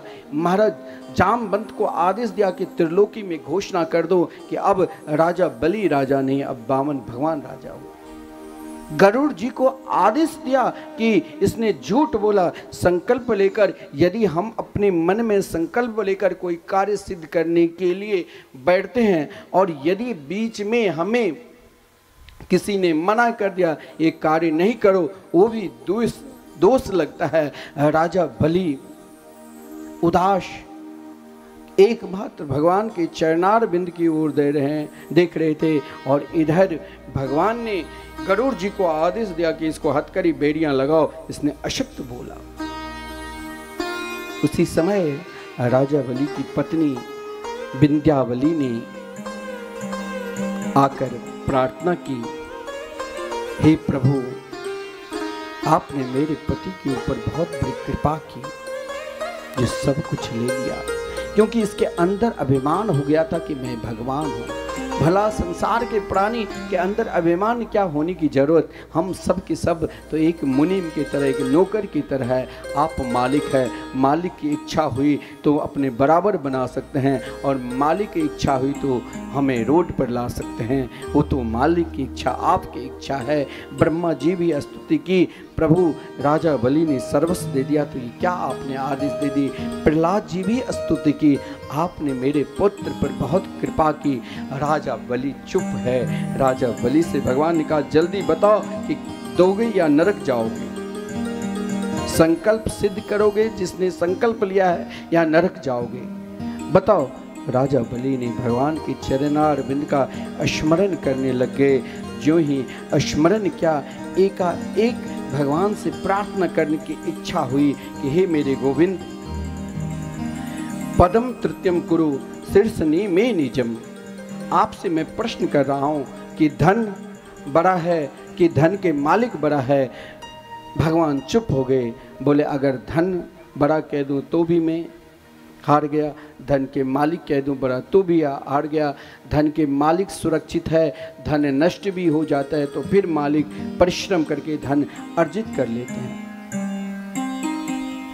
और यदि कहूँ मालिक तो अभी है ही, धन ही नष्ट हुआ है। तो राजा बलि ने कहा, अभी तो आपने मेरा धन लिया है, प्रभु अब एक कृपा आप कर दो कि अपने चरणार बिंद मेरे मस्तक पर रख दो। भगवान के नेत्र सजल हो गए। कहा, धन्य राजा बलि, तुम्हारे लिए मैं स्वर्ग लोक से भी श्रेष्ठ लोक प्रदान कर रहा हूँ, तुम्हारे लिए मैं शुतल लोक प्रदान कर रहा हूँ, जहाँ समस्त देवता, बड़े बड़े योगी, यति, सन्यासी, सिद्ध महापुरुष निवास करेंगे। वहाँ 52 द्वार होंगे। बोले उन 52 द्वार पर मैं क्या करूं प्रभु? बोले जहाँ जिस द्वार से इच्छा होगी उस द्वार से निकलना। बोले मुझे नहीं चाहिए 52 द्वार, यदि वहाँ द्वार होंगे आप मेरी द्वारपाल के रूप में, मैं जिधर भी देखूं केवल मेरा दिल, हे मेरे मोहन, हे मेरे गोविंद, आपसे लगे रहे। भगवान वामन एक रूप से शुतल लोग गए। लक्ष्मी जी रक्षाबंधन के दिन बहन बनकर जाती है, राजा बलि को भाई बनाकर दक्षिणा के रूप में भगवान को ही मांग लिया। इधर भगवान धन, सब कुछ धन गुरुदेव को समर्पित किया। बृहस्पति जी को बृहस्पति ने देवराज इंद्र को दिया। देवराज इंद्र के छोटे भाई उपेंद्र के रूप में भगवान विख्यात हुए। जीवन में हमें भी भगवान के प्रति समर्पित होना चाहिए। अगर हम समर्पित है, अरे वो जान सकते हैं, क्या मैं जान सकता हूँ जब एक बार भगवान से प्रेम हो जाए। हमें भी यही पुकारना चाहिए। क्या मोहन से दिल क्यों लगाया है, ये मैं जानूं या वो जाने। मोहन से दिल क्यों लगाया है, ये मैं जानूं या वो जाने। ये मैं जानूं या वो जाने, ये मैं जानूं या वो जाने। ये मैं जानूं या वो जाने, ये मैं जानूं या वो जाने। मोहन से दिल क्यों लगाया है, ये मैं जानूं या वो जाने। मोहन से दिल क्यों लगाया है, ये मैं जानूं या वो जाने। आपके साथ सब ताली सेवा करते रहिए।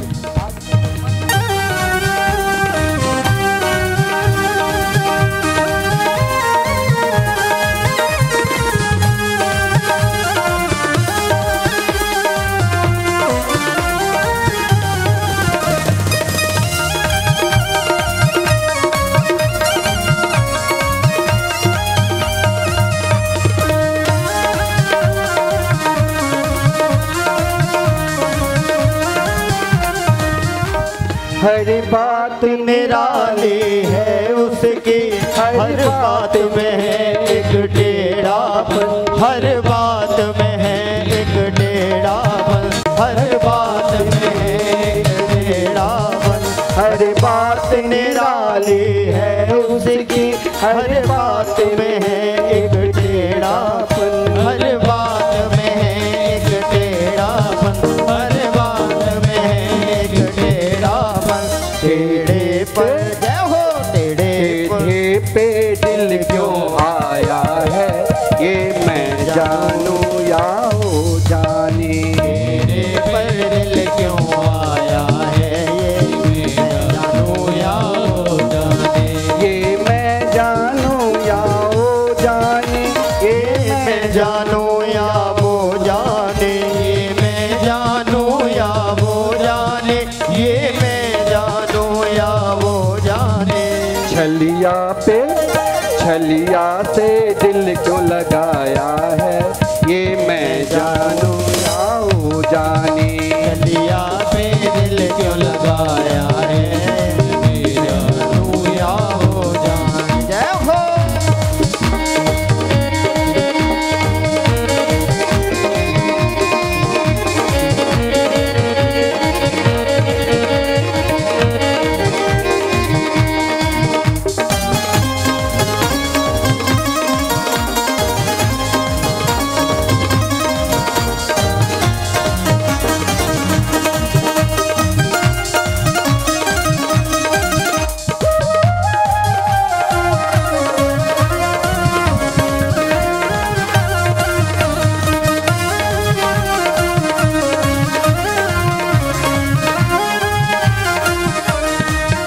जितना दिल ने तुझे याद किया, उतना जग ने बदनाम किया, उतना जग ने बदनाम किया, उतना जग ने बदनाम किया।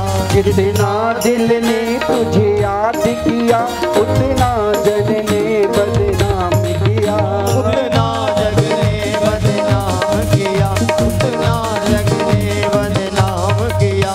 बदनामी बदनामी का फल क्या पाया है, ये मैं जानूं या वो जाने। बदनामी का फल क्या पाया है, ये मैं जानूं या वो जाने, ये मैं जानूं या वो जाने, ये मैं जानूं या वो जाने, ये मैं जानूं या वो जाने, ये मैं जानूं या वो जाने। छलिया से दिल क्यों लगाया है, ये मैं जानूं या वो जाने। मोहन से दिल क्यों लगाया है, ये मैं जानूं या वो जाने।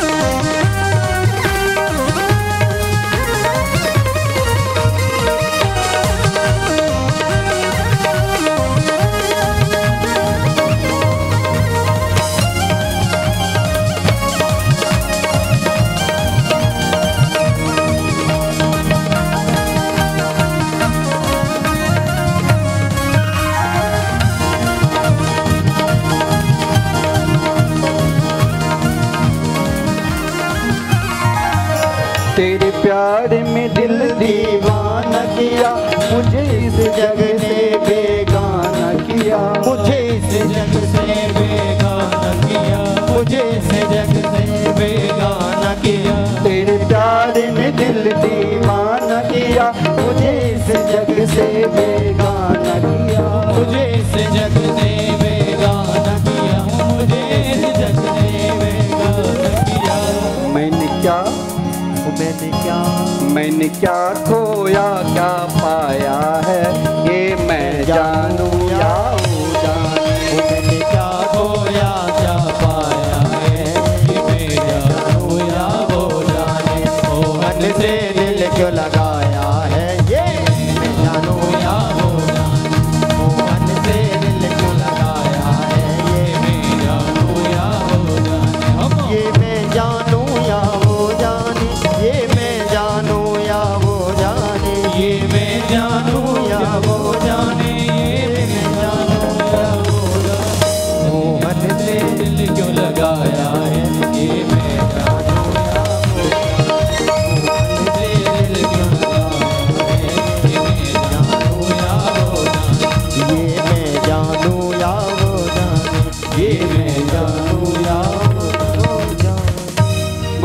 वृंदावन बिहारी लाल की जय। सूर्यवंश परंपरा के राजाओं के विषय में प्रश्न किए हैं। जिन सूर्यवंश परंपरा में महाराज इक्ष्वाकु से लेकर महाराज नृग से लेकर महाराज सरियाती से लेकर महाराज नभक से लेकर जिस वंश में भक्त सम्राट महाराज अम्बरीश हुए हैं, जिस वंश में स्वयं मानधाता जैसे राजा हुए हैं और जिस वंश में स्वयं मर्यादा पुरुषोत्तम भगवान श्री राम का प्रागट्य हुआ है। आदरणीय श्रीमान सुखदेव जी महाराज परीक्षित को श्री राम कथा जो दिव्य माधुरी है, महाराज परीक्षित ने अपने जीवन में श्री राम कथा कई बार श्रवण कर चुके थे। भागवत में एक श्लोक में संपूर्ण श्री राम कथा है। स्वयं प्रभु श्री राम लखन भरत शत्रुघ्न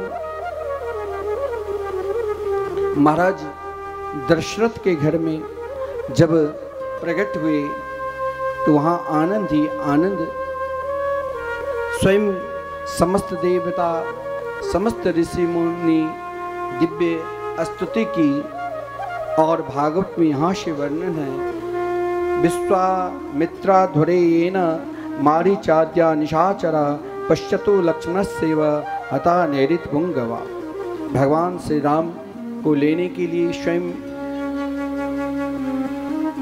महाराज दशरथ के द्वार पर याचना करने के लिए जो सबके मित्र विश्वामित्र पधारे, जिनके साथ भगवान श्री राम ने, साथ में लखन लाल जी ने पिता माता के चरणों में प्रणाम करते हुए विश्वामित्र की यज्ञ की रक्षा की। सुबाहु को उद्धार किया, मारीच को लंका सत्योजन भेजे। जिस क्रम में प्रभु श्री राम ने अहल्या का कल्याण किया जो पत्थर बनी हुई थी, जिस क्रम में मिथिला में आकर समस्त मिथिलावासी को जन जन में स्वयं आनंद प्रकट कर महाराज जनक के पूर्ण संकल्प धनुष आसानी से प्रभु ने तोड़कर माता जानकी को स्वीकार किए। भगवान पृथ्वी पर 13,000 वर्षों तक शासन की, जिस क्रम में 14 वर्ष के लिए जंगल भी जाना पड़ा। रावण जैसे दुर्दांत को उद्धार किए, जिस क्रम में ही सबरी को नवधा भक्ति प्रदान की। हनुमत लाल जी की सहायता से सुग्रीव जैसे मित्र मिले और रावण जैसे दुर्दांत का उद्धार किया। प्रभु श्री राम इस पृथ्वी पे 13,000 वर्ष तक शासन के मर्यादा धर्म के हम सभी को उपदेश देकर अपने दिव्य धाम गए। महाराज आदरणीय श्रीमान सुखदेव जी ने एक ही श्लोक में संपूर्ण श्री राम कथा श्रवण करा दिए, क्योंकि महाराज परीक्षित अपने जीवन में एक बार नहीं कई बार श्री राम कथा श्रवण कर चुके थे। महाराज परीक्षित का लगन एकमात्र श्री कृष्ण कथा की ओर थी, क्योंकि महाराज परीक्षित श्री कृष्ण कथा की प्रतीक्षा के लिए आज 4 दिन से भूखे प्यासे हैं। आगे चंद्र वंश के राजा का भी बड़ा विलक्षण वर्णन है, जिसमें महाराज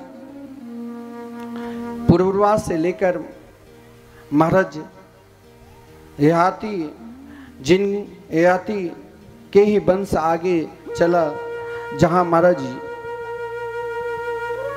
देवयानी और शर्मिष्ठा के माध्यम से देवयानी से 2 पुत्र हुए, यदु और तुर्वसु। और शर्मिष्ठा से महाराज असुर सम्राट विस्परवा की पुत्री शर्मिष्ठा थी, जिससे यदु, द्रुह, चानु और पुरु नाम के 3 पुत्र हुए। जिस पुरु वंश में ही महाराज परीक्षित भी आते हैं, इसी वंश में आगे महाराज रंती देव जी है, जो स्वयं भूखे रहकर 15 दिन तक कुछ नहीं खाया था। जब भगवान ने दर्शन दी तो भगवान से यही प्रार्थना की, हे प्रभु, समस्त प्राणियों के अंतःकरण में विराजमान होकर उनका दुख मैं अकेला सहन करूं। आगे यही यदु वंश को चलते चलते स्वयं भगवान श्री कृष्ण जिसमें अवतार लेते हैं, मथुरा में अवतार लिया, जन्म लिया, गोकुल में पलना झूले, वृंदावन में रास रचाए, 11 वर्ष 53 दिन तक सुंदर दिव्य माधुर्य लीला की।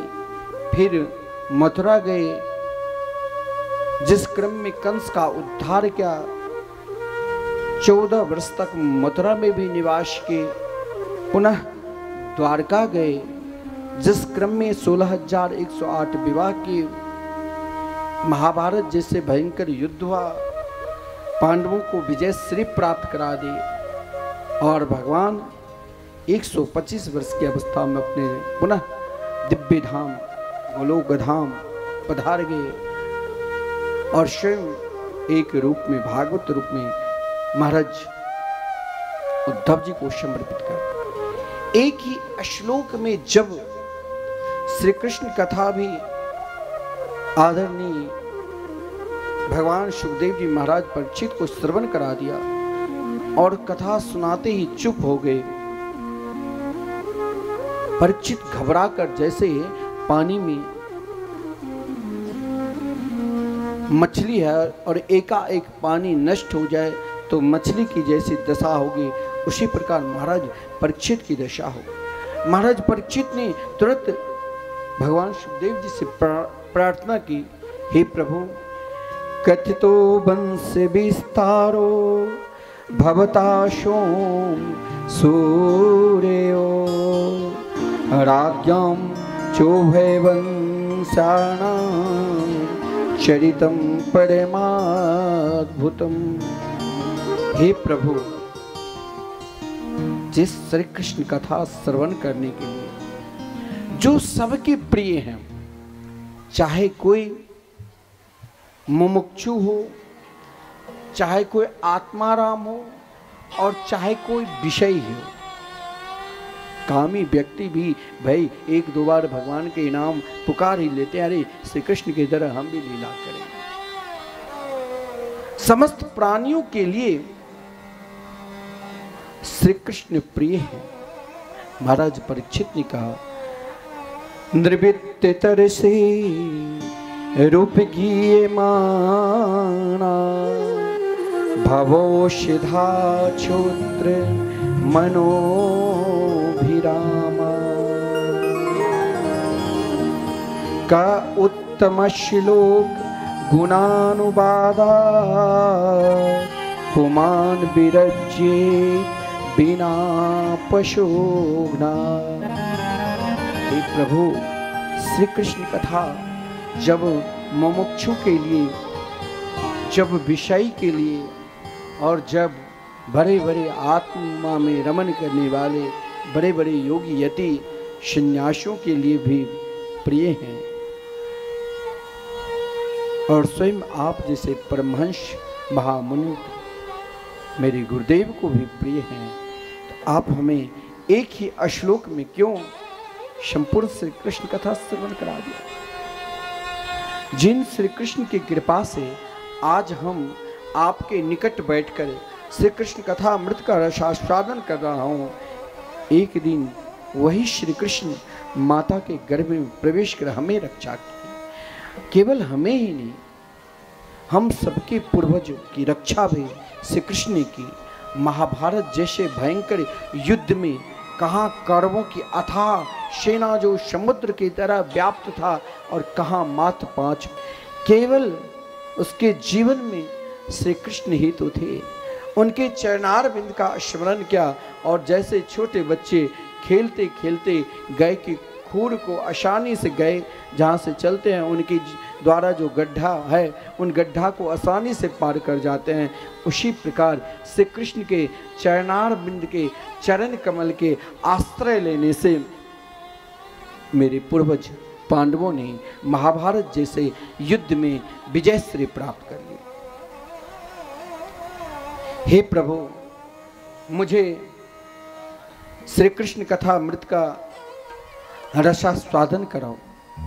मैं ये जानना चाहता हूं, देवक्या गर्भ संबंध कुतो देहांतरम बिना।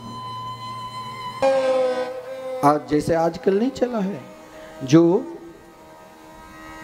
दवा सुई के द्वारा बच्चे पैदा हो जाते हैं।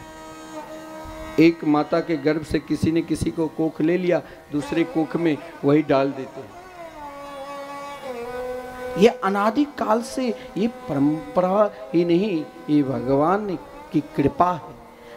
यहाँ पर जब प्रश्न क्या देव क्या गर्भ संबंध कुतो देहांतरम बिना, एक ही समय मैंने सुना है जो देवकी के 6 संतान को कंस ने समाप्त कर दिया और 7वें संतान के रूप में जो संतान हुई वो देवकी के गर्भ से सीधे रोहिणी के गर्भ में, जहाँ नंद महल में रोहिणी माता निवास करती थी, वहाँ पर एक ही समय एक ही शिशु 2 माता के गर्भ में कैसे प्रवेश किया। भगवान मथुरा में जन्म लिए तो गोकुल में पलना क्यों झूले, वृंदावन में रास क्यों रचाए और अपने मामा कंस को क्यों मारा। अनेक प्रकार के प्रश्न कर दिया।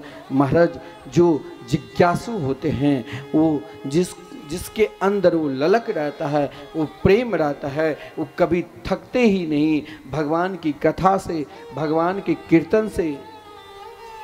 महाराज परीक्षित अनेक प्रश्न कर दिया। आदरणीय श्रीमान सुखदेव जी ने कहा कि देखो परीक्षित, यहाँ तो हम 3-4 घंटे में ही थक जाते हैं, परंतु महाराज परीक्षित आज 4 दिन हो गए, वहाँ अहर्निशम कभी कथा सदा चल ही रही थी, बंद ही नहीं हुआ, क्योंकि अन्न जल को त्याग कर एकमात्र महाराज परीक्षित से कृष्ण कथा अमृत का रसास्वादन कर रहे थे। भगवान सुखदेव जी ने कहा जरा तुम कुछ जल पान कर लो, फिर हम कथा श्रवण कराएंगे। लेकिन महाराज परीक्षित ने कहा नहीं भगवान, अब मुझे भूख प्यास तनिक नहीं लग रही। निशाति दुसहा छुन्मा त्यक्तोद मपि बाधिते पिबंतम पान मुखाम भोजम च्युतम हरि कथामृतम। हे भगवान, अब मुझे भूख प्यास बिल्कुल सता ही नहीं रही। मैं मानता हूं जिस भूख के कारण, जिस प्यास के कारण मैंने एक बार भजनानंदी संत के गले में मरा हुआ सर्प डाल दिया था, आज भूख प्यास मुझे तनिक कुछ बिगाड़ ही नहीं रही। क्यों? क्योंकि हमने सदा आपकी मुखारबिंद से हरि कथामृतम का रसास्वादन करा। आपके मुखारबिंद से वो दिव्य अमृत निकल रहे हैं जो संसार के प्राणी मोह के मद में अंधा बना हुआ है, और उससे आप जगा कर हरि कथा श्रवण कराते हैं। हे मेरे गोविंद, हे मेरे गुरुदेव, मुझे केवल भगवान की कथा श्रवण कराओ। ये सुनकर महाराज भगवान सुखदेव जी बहुत प्रसन्न हुए और कहा राजन तुम धन्य हो, तुम केवल राजर्षि ही नहीं, राजर्षियों में सर्वश्रेष्ठ, राजाओं में सर्वश्रेष्ठ, ऋषियों में सर्वश्रेष्ठ राजर्षि सत्तमा हो। भगवान अवतार लेने का दो प्रयोजन है।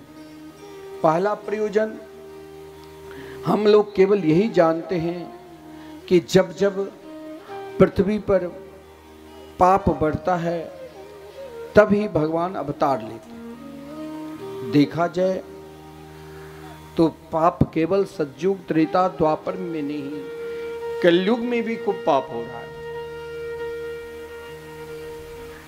जिस प्रकार जिस धर्म को हम आज से 25-30 वर्ष पालन कर रहे थे वो अब नहीं कर रहे हैं, और जो आज कर रहे हैं वो फिर भी हम 25-30 वर्ष के इसका विपरीत देखेंगे।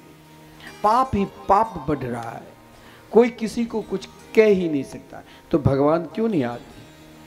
एक सज्जन ने हमारे पूज्य गुरुदेव से कहा कि भगवान अवतार क्यों नहीं लेते हैं, अब तो सब पापी हो गए।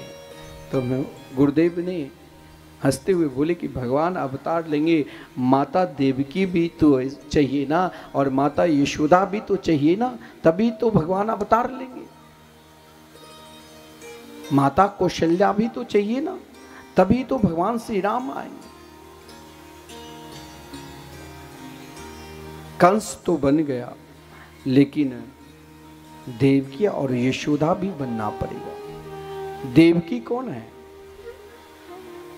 वेदोयम वसुदेव स्यात्, देवकी सर्वदेवता, नंदो यानंद रूपस्य यशोदा मुक्तिदायिनी।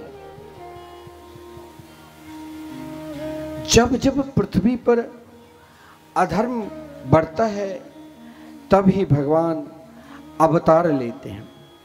लेकिन प्रेम लीला, श्री कृष्ण के अवतार लेने का प्रयोजन केवल यही है, समाज में प्रेम प्रकट करना। आजकल समाज इन चीज़ों से दूर हो रहे हैं। एक दूसरे के ऊपर विश्वास नहीं, एक दूसरे के ऊपर प्रेम नहीं। अगर एक दूसरे के ऊपर प्रेम रहता तो फिर समाज बांटते ही नहीं। आज हम सब अलग हो रहे हैं, आज हम सब एक दूसरे से घृणा कर रहे हैं। लेकिन श्री कृष्ण ने, महाराज आप श्रवण करोगे, श्री कृष्ण तो इतने दयालु है, इतने कृपालु है, जो विषदायिनी पूतना को भी दिव्य गति प्रदान की थी, माता के स्थान दिया था। श्री कृष्ण ने प्रेम प्रकट कराया, श्री कृष्ण ने प्रेम जगाया। तो फिर भगवान ने अगर सबके हृदय में भगवान यदि प्रेम प्रकट कराते तो फिर भगवान असुरों को मारने के लिए अवतार क्यों लिया? प्रयोजन क्या हुआ? असुर से भी तो भगवान को प्रेम करना चाहिए। बोले नहीं, अधर्मी से भगवान प्रेम नहीं करते। ऋषि मुनि ने, देवताओं ने प्रार्थना की, प्रभु जो लीला आप गोलोक धाम में, नित्य वृंदावन में क्या करते, वही पृथ्वी लोक पर भी इन गोलोक धाम को उतार के, वृंदावन को उतार कर आप प्रेम लीला हम संतों को, हम रसिकों को, हम कृष्ण प्रेमियों को आप बांटो। देखिए, असुर को मारना, पाप को नष्ट करना एक क्षण के लिए, एक बार भोलेनाथ ने अपने तीसरे नेत्र खोल दिया, सब जलकर राख। तो पाप समाप्त करने के लिए, अधर्मी को समाप्त करने के लिए भगवान को अवतार लेने का कोई प्रयोजन ही नहीं है। भगवान तो समस्त प्राणियों के अंदर प्रेम प्रकट करवाते हैं, प्रेम को दान करते हैं, प्रेम को बांटते हैं। भगवान तो जटाई गिद्ध को भी अपने गोद में बिठाकर प्रेम प्रदान किए और महाराज स्वयं अग्नि संस्कार किए। भगवान ने तो सबरी के झूठन बैर खाकर भी सबरी को नवधा भक्ति प्रदान की। भगवान ने तो उन ग्वालों की झूठन खाकर ब्रह्मा जी के अज्ञान को दूर किया। भगवान ने तो विदुरानी के छिलके खाकर प्रेम दान किए, तो भगवान क्या किसी को नष्ट करेंगे, मारने के लिए अवतार लेंगे? नहीं। जैसे भगवान तब असुर को क्यों मारते हैं? जैसे मान लीजिए आप खेत में धान की खेती की, फसल बड़े हुए, फसल के साथ साथ घास भी बड़े हो जाते हैं, तो किसान का उद्देश्य फावड़ा उठाया, सुबह सुबह खेत में गया, उद्देश्य क्या है कि फसल को बचाना और घास को हटाना। उसी प्रकार भगवान का उद्देश्य है समाज को जोड़ना, समाज में प्रेम प्रकट करना, सब प्राणी के हृदय में प्रेम प्रकट हो, सब प्राणी महापुरुषों के साथ, संतों के साथ निष्ठा रखे, समस्त प्राणी भगवान के नाम रूप लीला धाम से प्रेम करे, सब भगवान के भजन करे, सब भगवान के कीर्तन गाए, सब भगवान के स्मरण करे। यही तो भगवान का मुख्य प्रयोजन है। लेकिन उन प्रयोजन के लिए हमारे अंदर वो तड़प होना चाहिए, वो इच्छा जगना चाहिए। जैसे हम भोजन करते हैं ना, इच्छा होती है महाराज रोज चावल दाल रोटी सब्जी खाएं, आज चावल दाल रोटी सब्जी के साथ कुछ मिठाई भी हो जाए, रोज एक ही भोजन खा रहे हैं, भोजन में मन नहीं लग रहा है। वो इच्छा होनी चाहिए, वो लालसा जैसे हम प्रकट करते हैं कि बढ़िया बढ़िया रोज बदल बदल कर भोजन करो, खाओ, ताकि जीवा को नए नए स्वाद मिले। उसी प्रकार हमारे अंदर भी जिज्ञासा चाहिए कि हे प्रभु, हम सदा आपके दर्श प्राप्त करने के लिए, हे मेरे गोविंद, मुझे केवल आपके दर्शन चाहिए। भक्तों की आकांक्षा इच्छा केवल दर्शन की होती है, हमें भी यही पुकारना चाहिए। तेरा दर्श पाने को जी चाहता है, तेरा दर्श पाने को जी चाहता है, तेरा दर्श पाने को जी चाहता है। खुद को मिटाने को, खुद को मिटाने को जी चाहता है, तेरा दर्श पाने को जी चाहता है, तेरा दर्श पाने को जी चाहता है।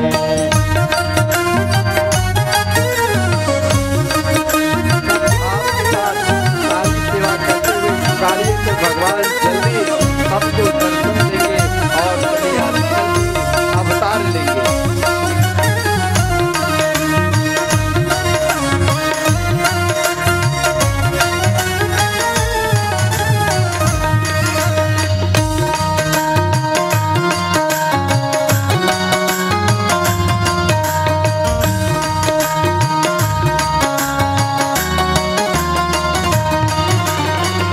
पिला दो मुझे श्याम मस्ती के प्याले, पिला दो मुझे श्याम मस्ती के प्याले, पिला दो मुझे श्याम मस्ती के प्याले, पिला दो मुझे श्याम मस्ती के प्याले।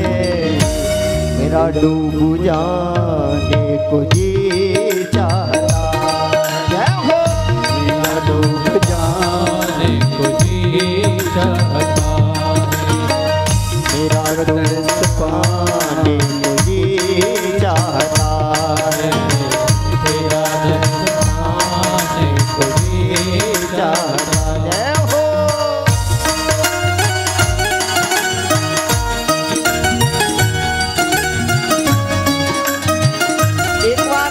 बोलिए बांके में हरिलाल की जय हो।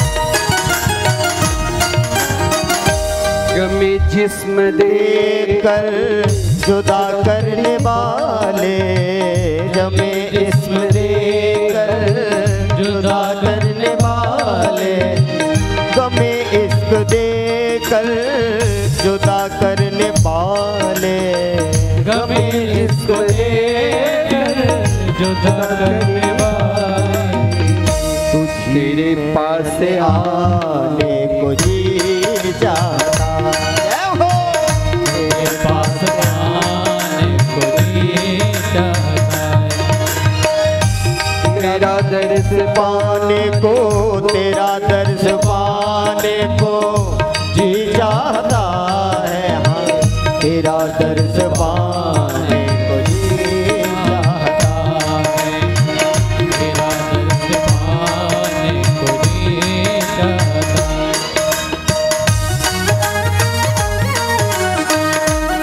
आपके साथ ताली सेवा करते रहिए और सिखाते रहिए।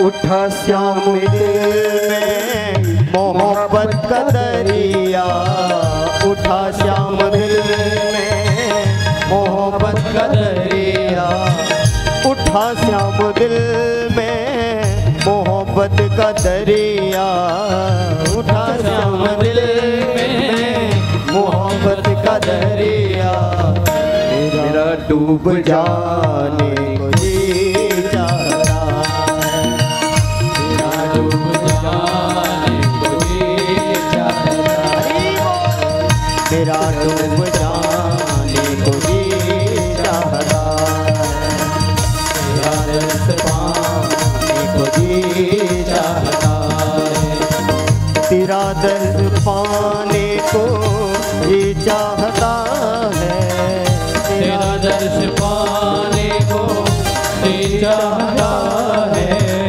तेरा दर्श पाने को जी चाहता है, तेरा दर्श पाने को जी चाहता, हाँ तेरा दर्श पाने को जी चाहता, वो मेरा जी चाहता है, मेरा जी चाहता है, मेरा जी चाहता। बोले वृंदावन बिहारी लाल की जय। केवल आकांक्षा होनी चाहिए, केवल वो प्रेम होना चाहिए। जब प्राणी अपने हृदय में से कृष्ण प्रेम जगाता है और तरस के लिए तरसता है, तभी भगवान अवतार लेते हैं।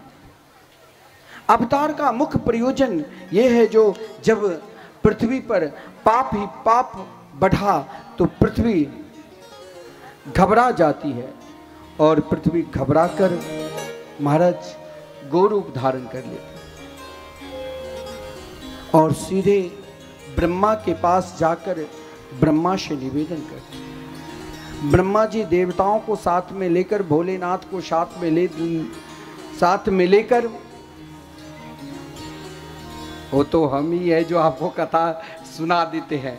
अगर हमारे गुरुदेव यहाँ कथा करते तब आपको पता चलता।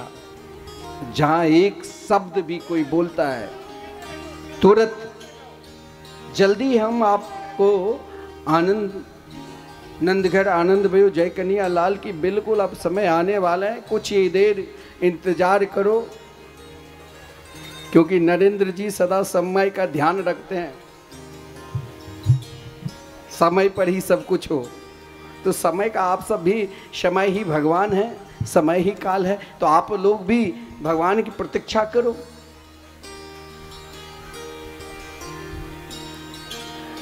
पृथ्वी भगवान के निकट प्राणी कब पहुंचता है?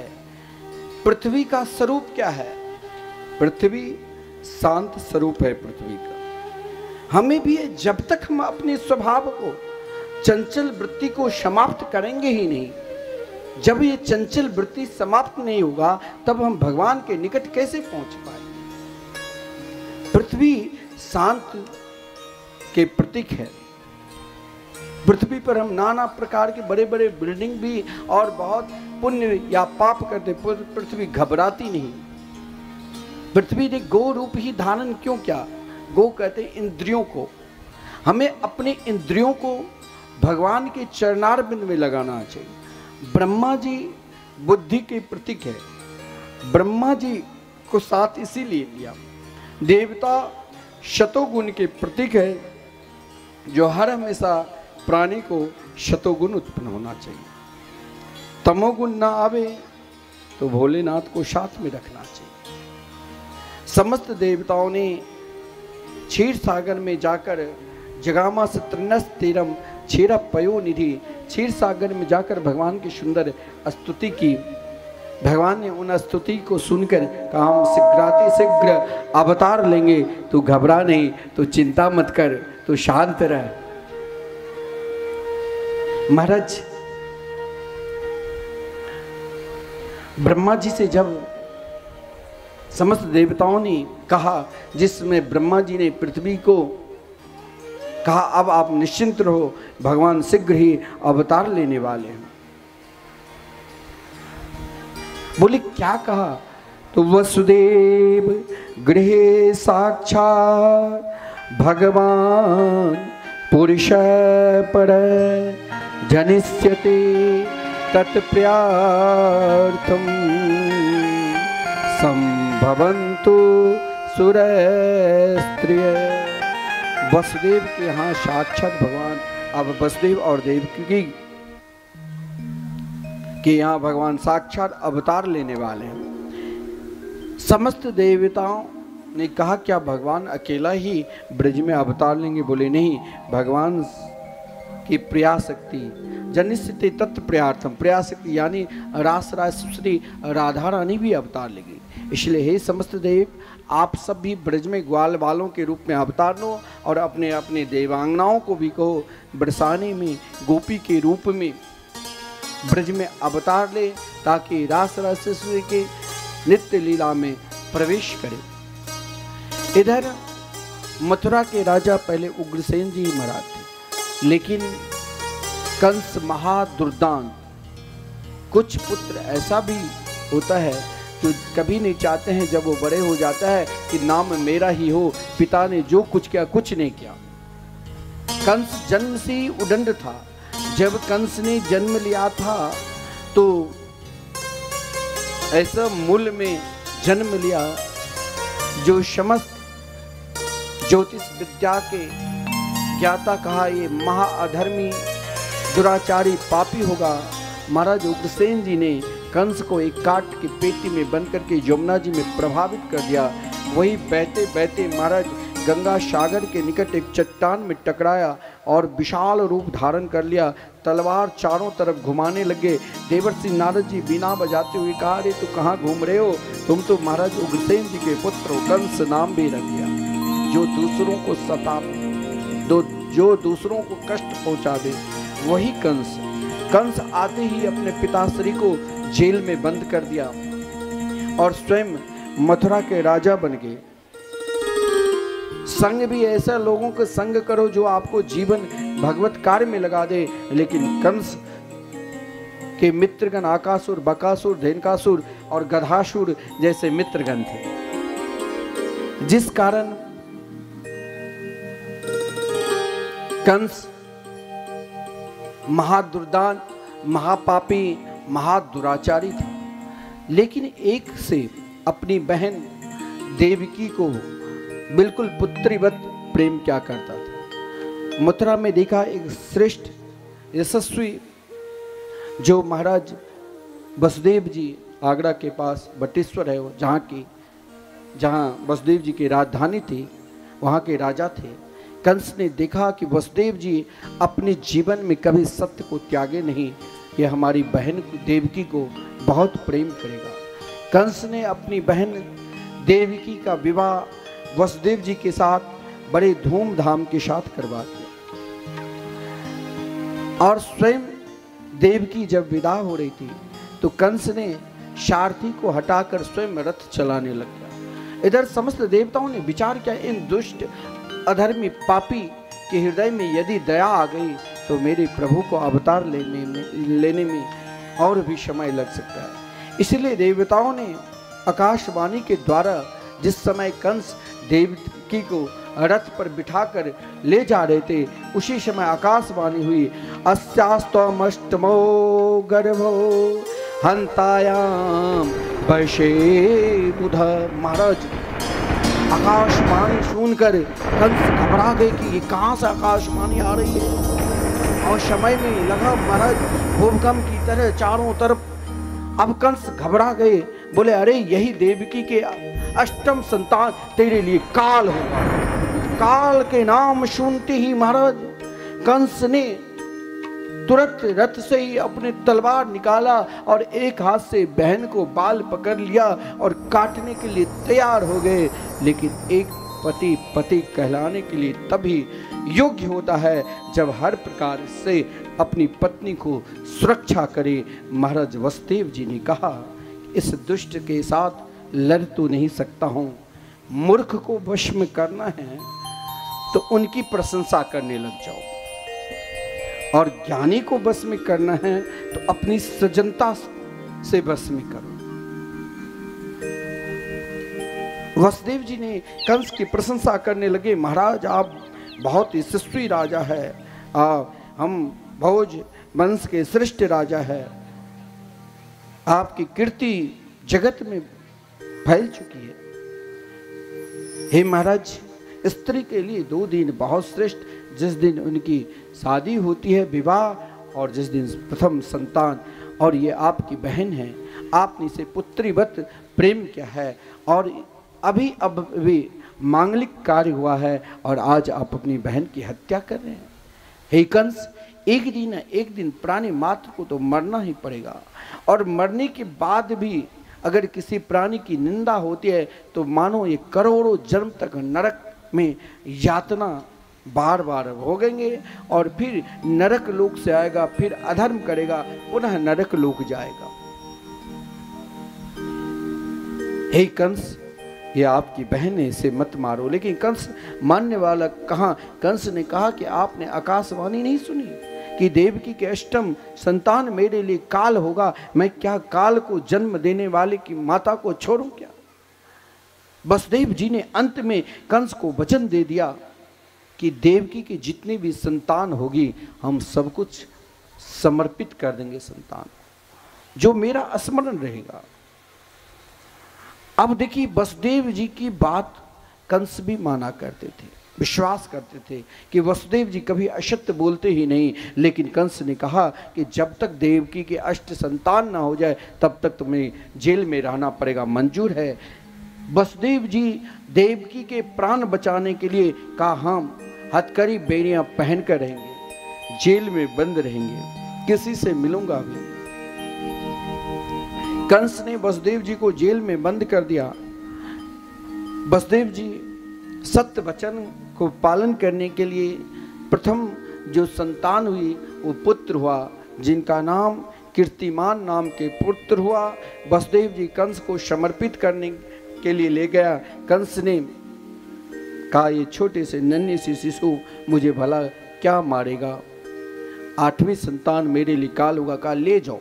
वसुदेव जी परंतु कंस पर विश्वास नहीं करता था। उसी समय देवर्षि नारद जी ने आकर कहा, अरे दुष्ट, तो ना जाने लाखों करोड़ों को अभी तक मार चुके हैं, कितने साधु संत को सताए हैं। देवर्षि नारद जी ने कंस को कहा, तुम यदि तुम्हारे हृदय में दया आ गई तो मेरे प्रभु को अवतार लेने में और भी समय लग सकता है। जिस कारण 8 फूल लिया और कहा गिनती करो, जहाँ से 1 2 3 4 5 6 7 8 जहाँ से गिनती करा दिया अंक वहीं पर 8 पड़ता था। कंस को एकाएक ध्यान हुआ। देवर्षि नारद जी ने कहा, वसुदेव देवकी ही नहीं, ब्रज में आजकल जो भी है सब देवता के ही स्वरूप है, नंद इत्यादि गोप। कंस तुरंत क्रोध में आकर वसुदेव जी निकट ही था, उन नन्हे से छोटे से शिशु को लिया और विशाल चट्टान पर दे मारा, धड़ाम से गिरे। इस प्रकार 1 2 3 4 5 6 संतान को समाप्त कर दिया। अब 7वीं संतान के रूप में स्वयं आदरणीय श्रीमान सुखदेव जी ने कहा कि स्वयं भगवान के तेज ही देवकी के गर्भ में प्रवेश किया। भगवान के तेज कौन? श्री लखनलाल जी। और लखनलाल जी इस बार बड़े भाई बड़दाऊ भाई के रूप में श्री बलराम जी के रूप में आते हैं। क्यों श्री कृष्ण अवतार में छोटे भाई को बड़े भाई क्यों बनाया? रामा अवतार में जो छोटे भाई वो कृष्णा अवतार में बड़े भाई क्यों बने? बोले कि लखनलाल जी जब रामा अवतार में थे, मेघनाद को कौन मार सकता था?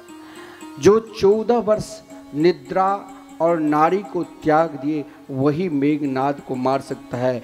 लेकिन लखनलाल जी 14 वर्ष केवल निद्रा नारी को ही नहीं, अन्न को भी त्याग दिया था। 14 वर्ष तक लखनलाल जी ने अन्न, जो कंद मूल फल भगवान खाते थे, वो कंद मूल फल लखनलाल जी कभी खाए ही नहीं। जब रावण को उद्धार करने के बाद वन से लौट कर आया, प्रभु श्री राम अयोध्या के राजा बने। वशिष्ठ जी ने भगवान से कहा, प्रभु आप शीघ्राति शीघ्र भोजन करो, क्योंकि 14 वर्ष तक लखनलाल जी कुछ खाए ही नहीं। भगवान ने कहा, ये मैं मान ही नहीं सकता हूँ। हाँ, ये मानता हूँ कि लखनलाल जी 14 वर्ष तक निद्रा और नारी को त्याग दिए, लेकिन मैं जब कंद मूल फल खाता तो लखनलाल जी को मैं पहले ही दोना समर्पित कर दूं। लखनलाल जी को बुलाएगा। लखनलाल जी प्रभु श्री राम के चरणों में प्रणाम किया, नेत्र सजल हो गए। कहा, प्रभु मैंने अन्न भी कभी नहीं खाया। बोले क्यों? प्रमाण क्या? बोले आज भी वो फल सुरक्षित है, क्योंकि वो आपके प्रसाद है और वही प्रसाद अब हम ग्रहण करेंगे। लेकिन इन 14 वर्ष में 14 दिन छोड़ करे, इन 14 वर्ष में 4 दिन छोड़ करे, क्योंकि 4 दिन आप स्वयं ग्रहण नहीं किए थे। प्रथम दिन जिस दिन अयोध्या को छोड़कर बन गए थे, दूसरे दिन जब सूचना मिली थी कि महाराज दशरथ नहीं रहे, उस दिन प्रभु श्री राम भी कुछ नहीं थे। और तीसरी बार जब रावण ने माता जानकी को अपहरण किया था, तब प्रभु श्री राम भी कुछ नहीं लिए थे, तो लखनलाल जी को भी नहीं मिला। और चौथी बार जब लखनलाल जी को मेघनाद के द्वारा बाण लगा था, तो मूर्छित अवस्था में प्रभु श्री राम भी कुछ नहीं लिए थे कि लखनलाल जी मूर्छित है। 4 दिन को छोड़कर सभी फल प्रभु के समीप रख दिया, क्योंकि उन फल को श्री लखनलाल जी ने वचन दिलवा दिया था।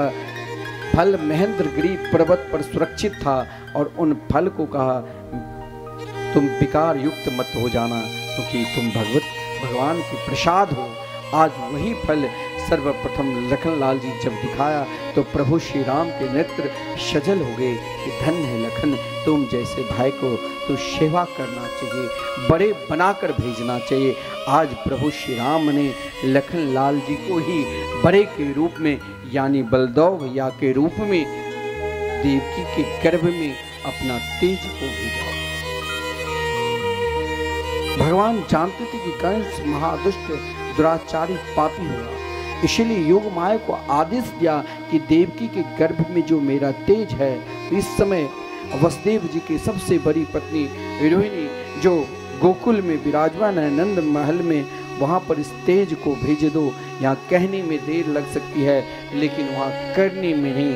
देखते ही देखते महाराज वो तेज देवकी के गर्भ से सीधे रोहिणी के गर्भ में स्थापित हो गई। इधर कंस की निंदा होने लगी। जिसकी निंदा होती है उसकी आयु छीन हो जाती। चारों तरफ कंस की निंदा ही निंदा, जहां देखो कंस की निंदा निंदा। अब भगवान इधर कंस ने अब देखा कि चलो निंदा होने दो, लेकिन अब स्वयं मेरा काल आने वाले हैं। उस कारागार में 10,000 सुरक्षा कर्मी को तैयार कर दिया और कहा अंदर कोई प्रवेश ना करे। इधर भगवान स्वयं योग माया से कहा, गच्छ देवी ब्रजम भद्रे गोप गोभी रलम कृतम। हे देवी, आप ब्रज में जाओ, अवतार लो जहाँ हमारे नित्य माता पिता यशोदा और नंद बाबा है। देवी ने कहा, प्रभु मुझे क्यों आप भेज रही हो? बोले जाओ, आगे कलयुग में अनेक नाम से आपको पुकारेंगे। श्री कृष्ण की बहन है दुर्गा जी, दुर्गा, भगवती, चंडी, विजया, वैष्णवी, कुमुदा, चंडिका, कृष्णा, माधवी, अनेक नामों से लोग पुकारेंगे, अनेक प्रकार के पूजन करेंगे और आप समस्त भक्तों की इच्छा पूर्ति करोगे। इधर भगवान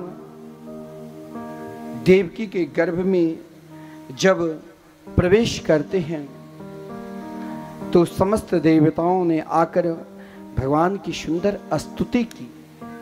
कभी कभी लोग पूजा पाठ, ध्यान, साधना, सत्संग करते कि अगला जन्म फिर दोबारा गर्भ में न जाने पड़े। सबसे भयंकर यातना गर्भ में होती है। देवता ने भगवान की स्तुति की। आज गर्भ को भी अपने आप को सौभाग्य मिला कि महाराज भगवान केवल आभास कराते हैं, फिर भी देवताओं सब के सब स्तुति कर रहे हैं। उस कारागार में सब सो रहे हैं, महाराज देवकी भी चैन से सो रही है और देवता ने स्तुति की।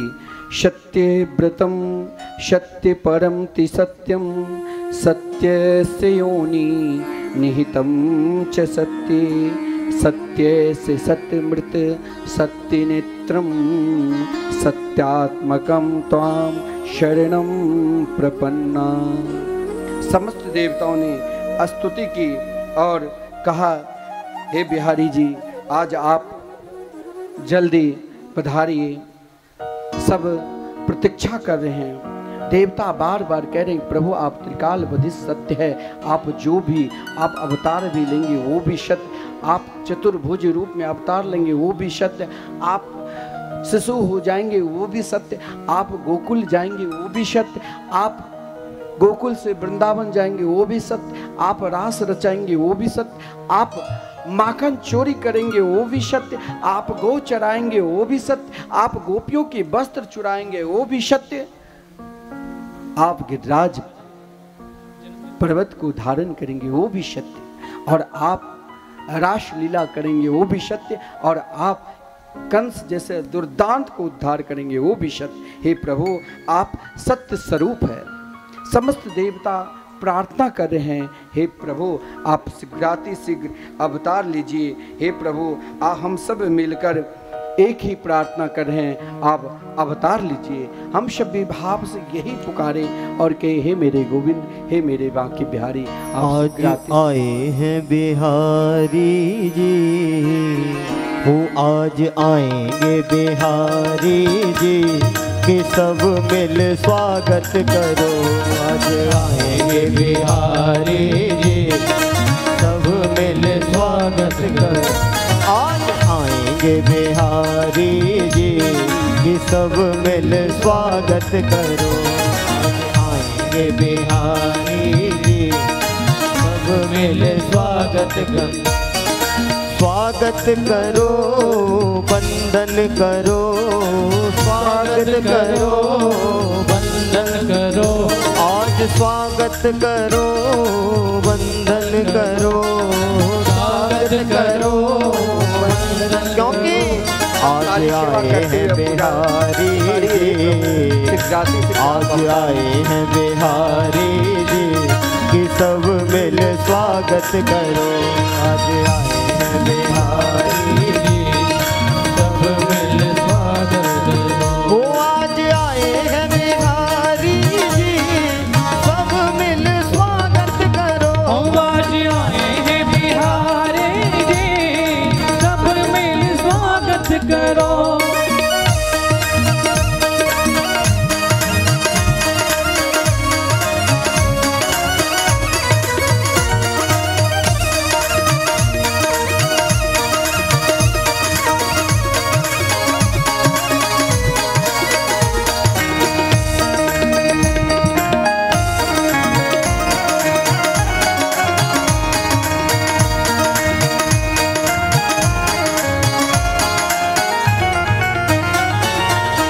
के ताले टूट गए हैं, बंधन सारे छूट गए हैं। जेल के ताले टूट गए हैं, बंधन सारे टूट गए। जेल के ताले टूट गए हैं, बंधन सारे छूट गए हैं। जेल के ताले टूट गए हैं, बंधन सारे राधे। हाँ, कृष्ण को अपने सर पे उठाए, वासुदेव जी गोकुल आए। कृष्ण को अपने सर पे उठाए, वासुदेव जी गोकुल। ऐसी महिमा है प्यारी जी, ऐसी महिमा है प्यारी जी, कि सब मिल स्वागत करो। ऐसी महिमा है प्यारी जी, सब मिल स्वागत करो। कि आज आए हैं बिहारी जी, सब मिल स्वागत करो। आज आए हैं बिहारी जी, सब मिल स्वागत करो। सब बड़े आनंद के साथ जैसे देवता देवकी की स्तुति की, फिर देवकी को धन्यवाद किया। धन्य है माता, आज साक्षात परब्रह्म परमात्मा आपके यहाँ अवतार देंगे। आदरणीय श्रीमान सुखदेव जी महाराज वर्णन करते हैं, आज बहुत सुंदर समय है। भादो मास कृष्ण पक्ष अष्टमी तिथि रोहिणी नक्षत्र से युक्त बुध वासरे बुध दिन। महाराज आज रात्रि के समय ठीक 12 बजे समस्त ऋतुएं एकत्रित हो गए। अग्नि अपने आप प्रज्वलित हो गया प्रसन्नता, चिड़ियां कलरव करने लगे, यमुना की धारा निर्मल बहने लगी। आज साक्षात भगवान अवतार ले रहे हैं। महादुष्ट दुराचारी कंस के कारागार में श्रीमान वसुदेव जी और देवकी जब सो रहे थे, उसी समय देखिए संसार के बालक जन्म लेता है तो माता घबरा जाती है, परंतु जब भगवान अवतार लेते हैं तो तमद्भुतम बालकम वसुदेव इच्छत, उस अद्भुत बालक को श्रीमान वसुदेव जी ने देखा। तमद्भुतम बालकम वसुदेव इच्छितम, उस अद्भुत बालक को वसुदेव जी ने देखा। कैसा था? शंख चक्र गदा पद्म से सुशोभित, दिव्य तथा बहुमूल्य विशिष्ट आभूषणों से युक्त, पीताम्बरधारी श्यामला सुलना। उन अद्भुत रूप को देखकर बालक शब्द के कई अर्थ है। वास्यात्र नर्मदा नदी इति शौभरी, शौभरी कोश के आधार पर जो नर्मदा नदी में कौन निवास करते हैं? भगवान शिव।